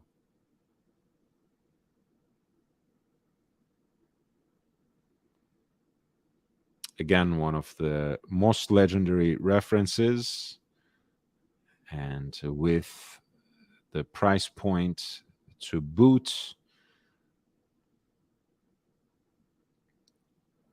At lot 464, we have a Rolex Cosmograph reference 6239, a Daytona with the Paul Newman dial. And this particular combination, of course, since it's reminiscent of the livery of those famous Team Lotus cars that were once driven also by none other than Ayrton Senna. They are called the John Player Special. That was the sponsor, the tobacco, the cigarette company that sponsored the livery of those Team Lotus cars.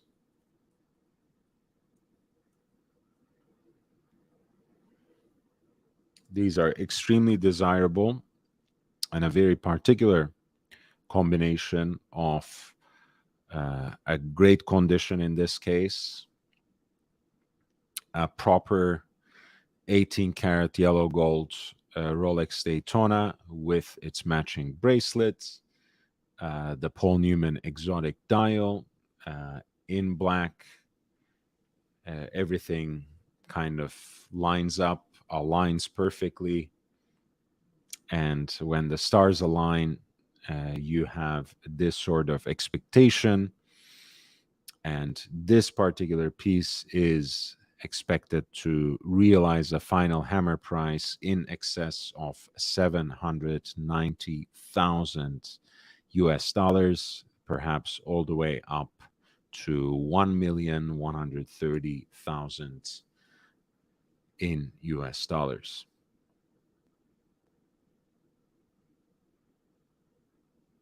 Please hit the like button as we are approaching the last 20 minutes or so of the broadcast.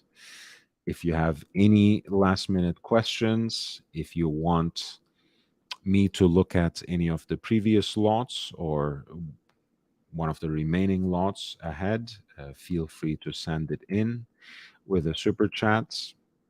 At 465, we have a white gold Rolex Daytona with the meteorite dial. The meteorite dial examples of the Rolex Daytona are currently not in the catalog and seemingly not off the catalog either. We'll see what happens with them, but for now, these kinds of resources are the only places where you can find these watches. This is the 116519, so white gold case, white gold tachymeter bezel on a white gold oyster bracelet with polished center links, of course, and meteorite dial in this grayscale, quote unquote, neutral finish with also red hands for the chronograph functions. Roman numerals complete the picture, which is somewhat discordant with how sporty this watch looks, both in this grayscale white metal look and also with the red accents. But I've gotten used to this aesthetic over the years. I think this is a great watch, a very cool piece indeed. In this case, This example comes with its original presentation box, a warranty card, and the instruction booklets. And the estimated value is 33,800 to 45,100 US dollars for Rolex Cosmograph Daytona 116509 with the meteorite dial at lot number 465.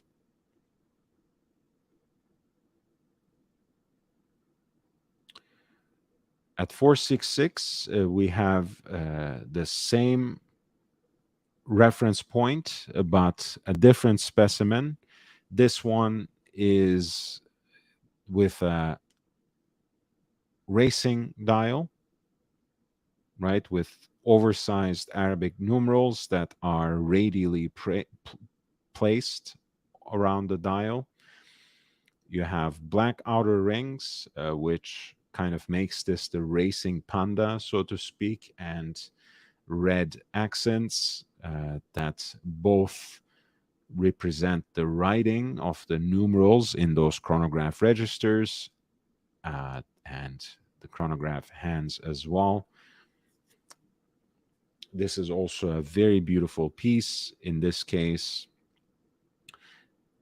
the piece comes with the original presentation box, warranty card, instruction booklets, chronometer seal, and the hang tag. So you get a beautiful precious metal Daytona in white metal, in fully executed in 18 karat white gold with the racing dial, which somehow never was quite popular, but which is one of my favorite things actually about this particular era of the precious metal Daytonas. Lot number 466 has an estimated value of 33,800 to 45,100 in US dollars.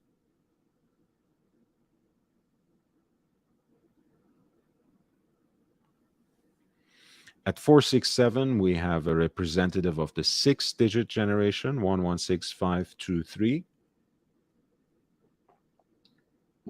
This was the first reference of the Rolex Daytona with the in-house caliber here in the two-tone execution with a beautifully matching champagne dial.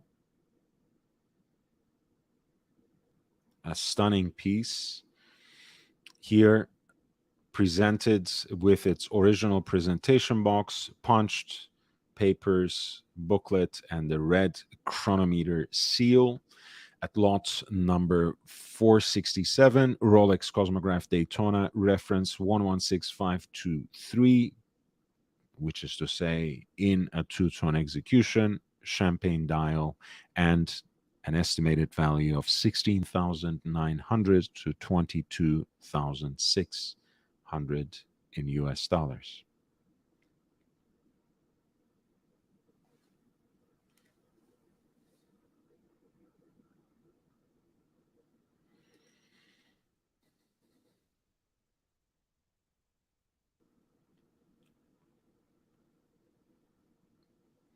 At 468, we have a very interesting example of the Royal Oak offshore. This is the triple date. The triple date is actually around 38 millimeters, but it's still a very thick watch. On the chapter ring, you get a pointer date, and you have the two aperture right under the signature of the brand, framed in gold in this particular example for the day of the week and the month. Small seconds at 6 o'clock, and the Petite Tapisserie dial. Of course, you get the rubber details too, since this is an offshore, here presented in an 18 karat yellow gold case on a leather band,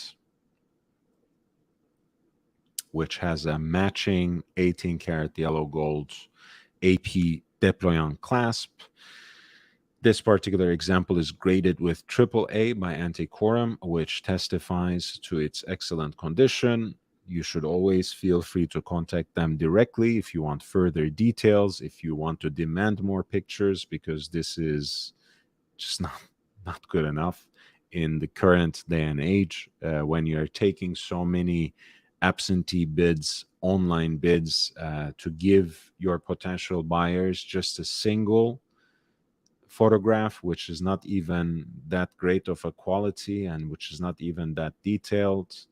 I think that's just terrible, honestly. I appreciate, again, their grading system, which is very detailed, but it should be accompanied with better photography.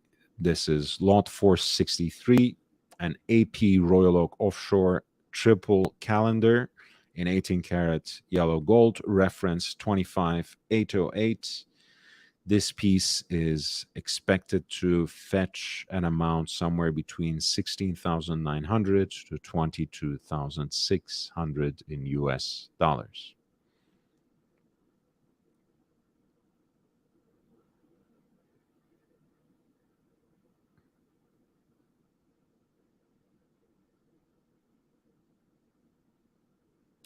At 470, we have a beautiful Cartier Pasha perpetual calendar tourbillon with an open worked dial. Of course, the Cartier Pasha is a piece designed by Gerard Janta, but there's not a particular example of Cartier Pasha that carries his signature so strongly as the perpetual calendar. The 4 subdial layout that has the moon phase indicator so beautifully and centrally placed at 12 o'clock. You have, once again, the tension of different geographic shapes.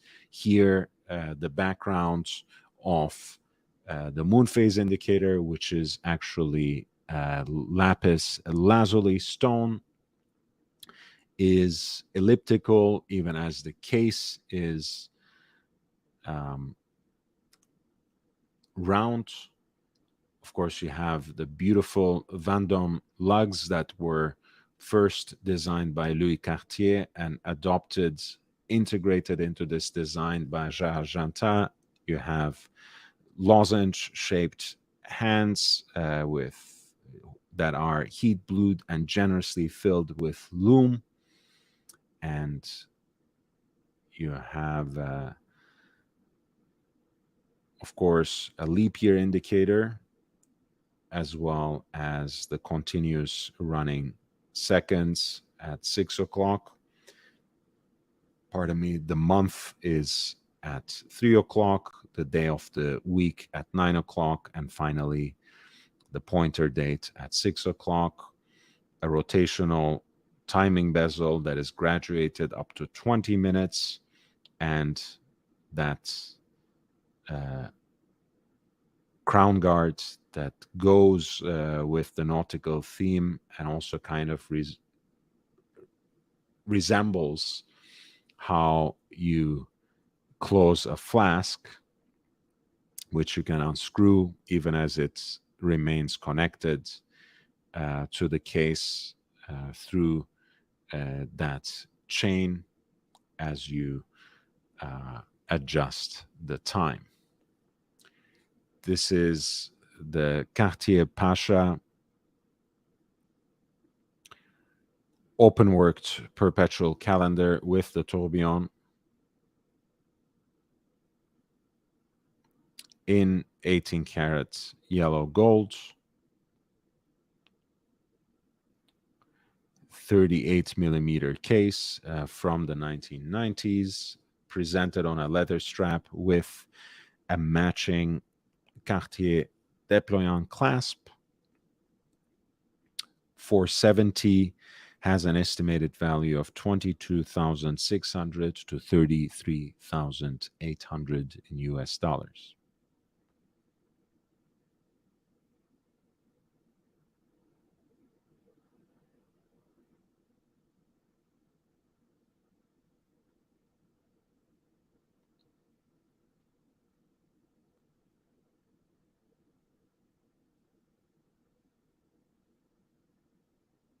A stunning piece by Gégé Lecoutre at 473. Perhaps not the ostentation that we always associate with the brand, but it is certainly a very elegant piece. This is the Master Control in a 37 millimeter platinum case, of course, presented with the matching platinum déployant clasp, which unfortunately is not how some brands do it, which I think is not even how Gégé Lecoutre does it anymore. But this is JLC at its best. A triple calendar with a pointer dates on the periphery of the dial, Arabic numbers at 12, 3, 9 o'clocks, continuous running seconds at 6, and through the two windows right under the signature of the brand, you have the day of the week and the month. And this platinum piece has slate gray sunburst dial that complements the platinum case so beautifully, and a baguette cut diamond set bezel. A stunning piece that was sold in year 2000. Comes with its warranty certificate.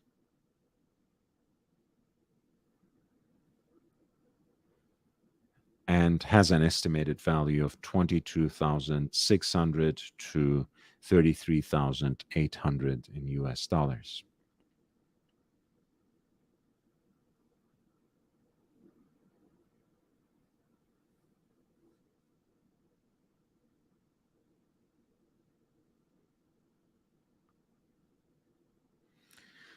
At number 475, we have a piece that was, at least at one point in time, the grail for none other than Kari Voutilainen. This is a piece that is presented in a 38 millimeter platinum case. And what we are seeing here is an Urban Jorgensen perpetual calendar, moon phase at 12 o'clock.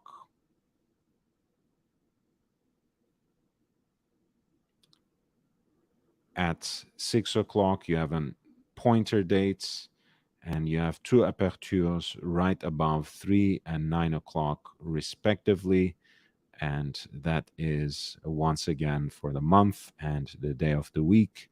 You have that observatory style hands that are very beautifully executed. A very, seemingly austere piece that is subtly complicated and presented in such a beautiful platinum case with its teardrop lugs and stepped bezel. What a beauty indeed. Urban Jorgensen reference number 3, their perpetual calendar in a 38 millimeter platinum case and a self-winding movement. Here it is presented along with its certificate of origin, as well as its original presentation box. Presumably sold in Germany.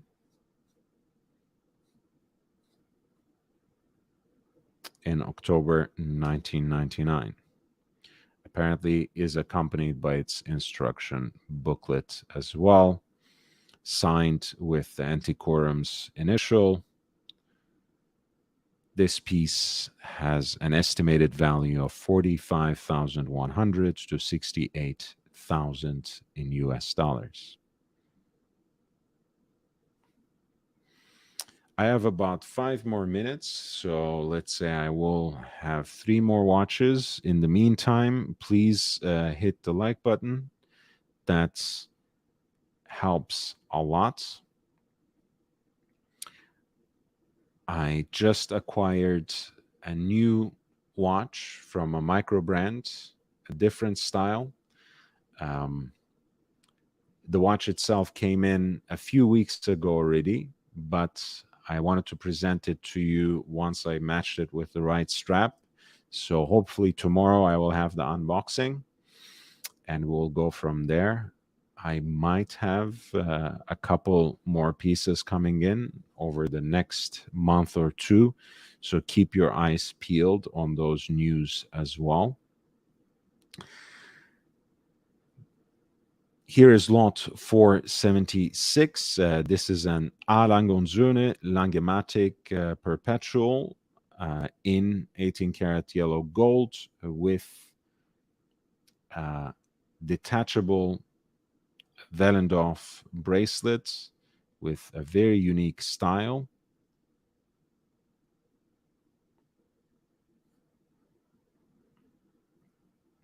Silver dial that, of course, has all the functions of a perpetual calendar with a moon phase indicator, the characteristic alpha hands of the brand that are filled with luminous material.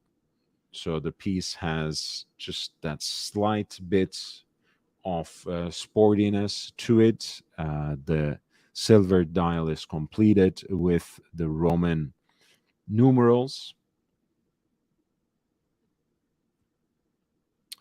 And this is a piece that comes with its warranty papers, instruction booklet, push pin, as well as a certificate from Lange und Söhne service dated January 2020. It looks like it is in a very good condition indeed. Of course, the oversize date at 12 o'clock is iconic by now. This is lot number 475, A. Lange und Söhne, Langematic Perpetual, reference 310221, on a matching Wellendorf bracelet in yellow gold. This piece is expected to realize a final hammer price between 45,100 to 68,000 in US dollars.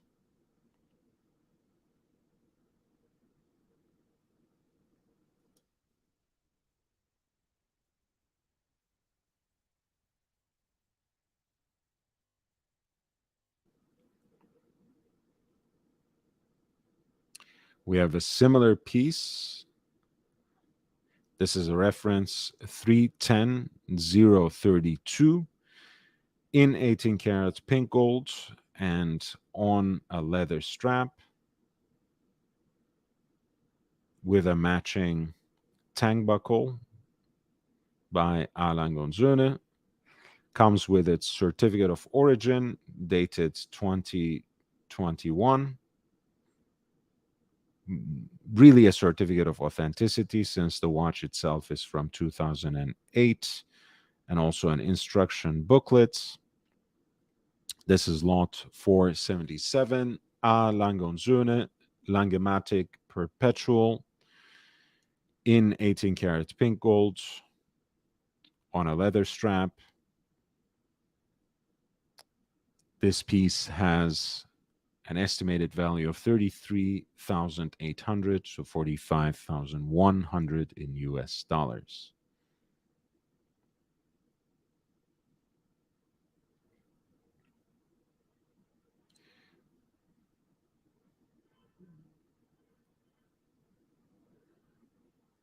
Continuing the theme, we have at lot 479 an A. Lange und Söhne in a 34 millimeter platinum case.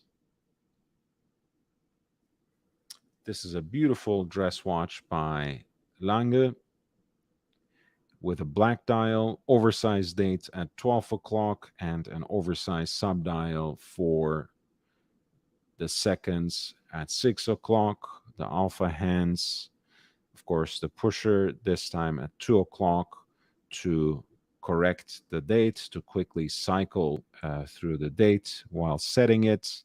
This piece actually comes with its original guarantee certificate, lot 479, with the black dial and black background on the date wheel, gives it a very severe and striking contrast with the platinum case, a reference 105035. Saxonia in platinum has an estimated value of 16,900 to 22,600 in US dollars.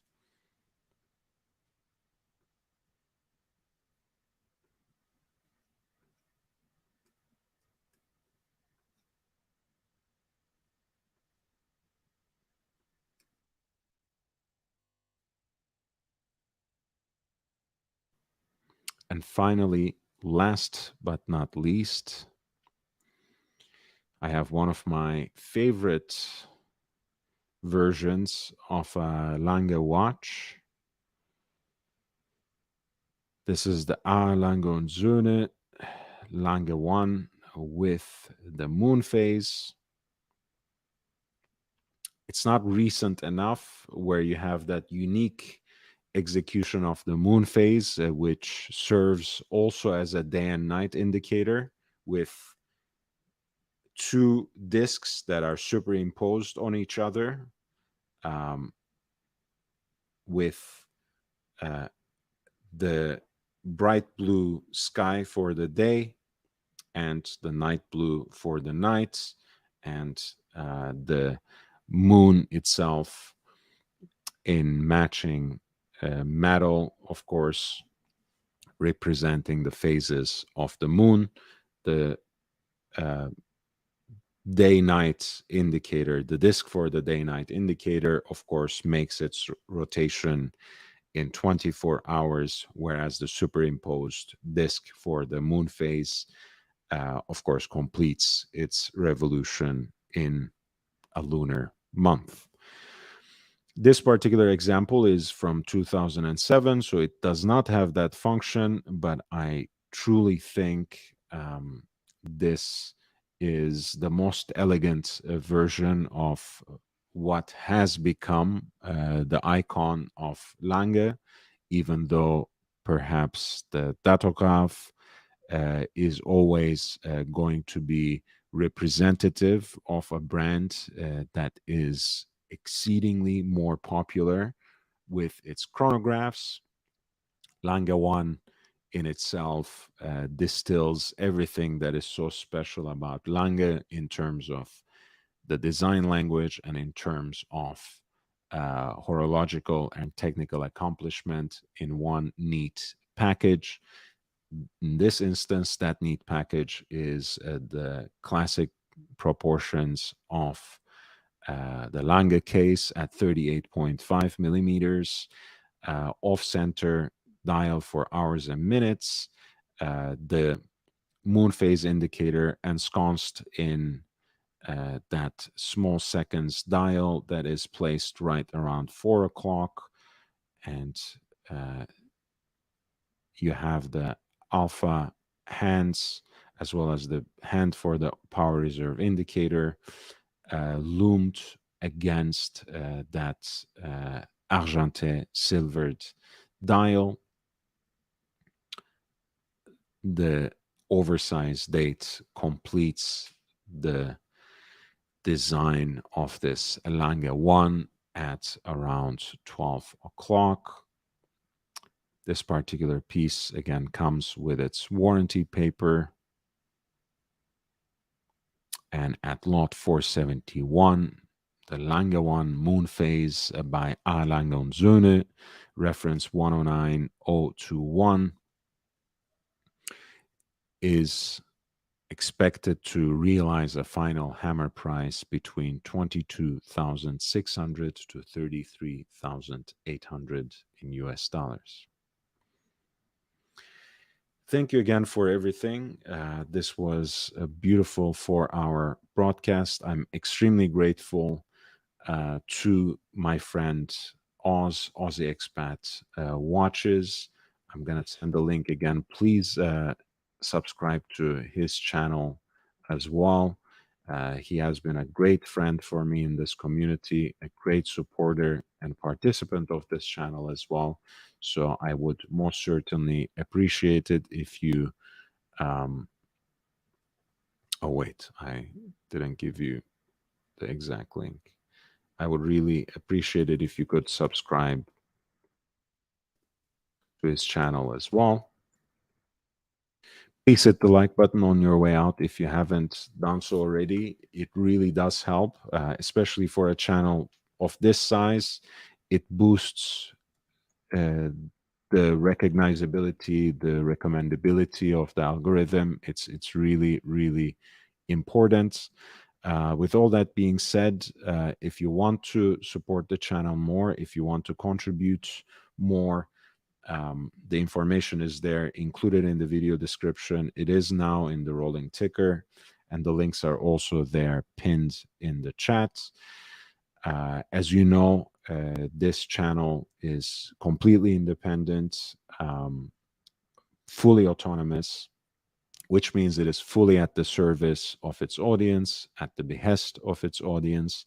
All the contributions go back to the channel and most certainly are reflected in the quality and quantity of the content that I provide. It allows me to simply dedicate more time to this channel. So if you want to support and sustain the work, I would appreciate any contributions. Of course, in the form of super chats, I have to give special thanks today to Nick Butter and Jake Brooks. Thank you so much. This was a great show. I think tomorrow, when I come back, I can complete this and preview of the Antiquorum Geneva auction, and we will also talk about some of the new releases that have come out in the last couple of weeks. Some interesting, again, developments for the channel and for my collection coming up in the month of May.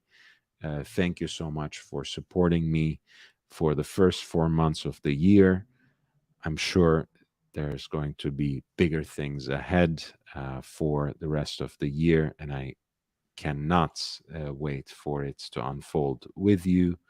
I look forward to talking watches again tomorrow. Until then, be safe, stay healthy, wear your watches and enjoy them. I'll see you in the next one. Adieu.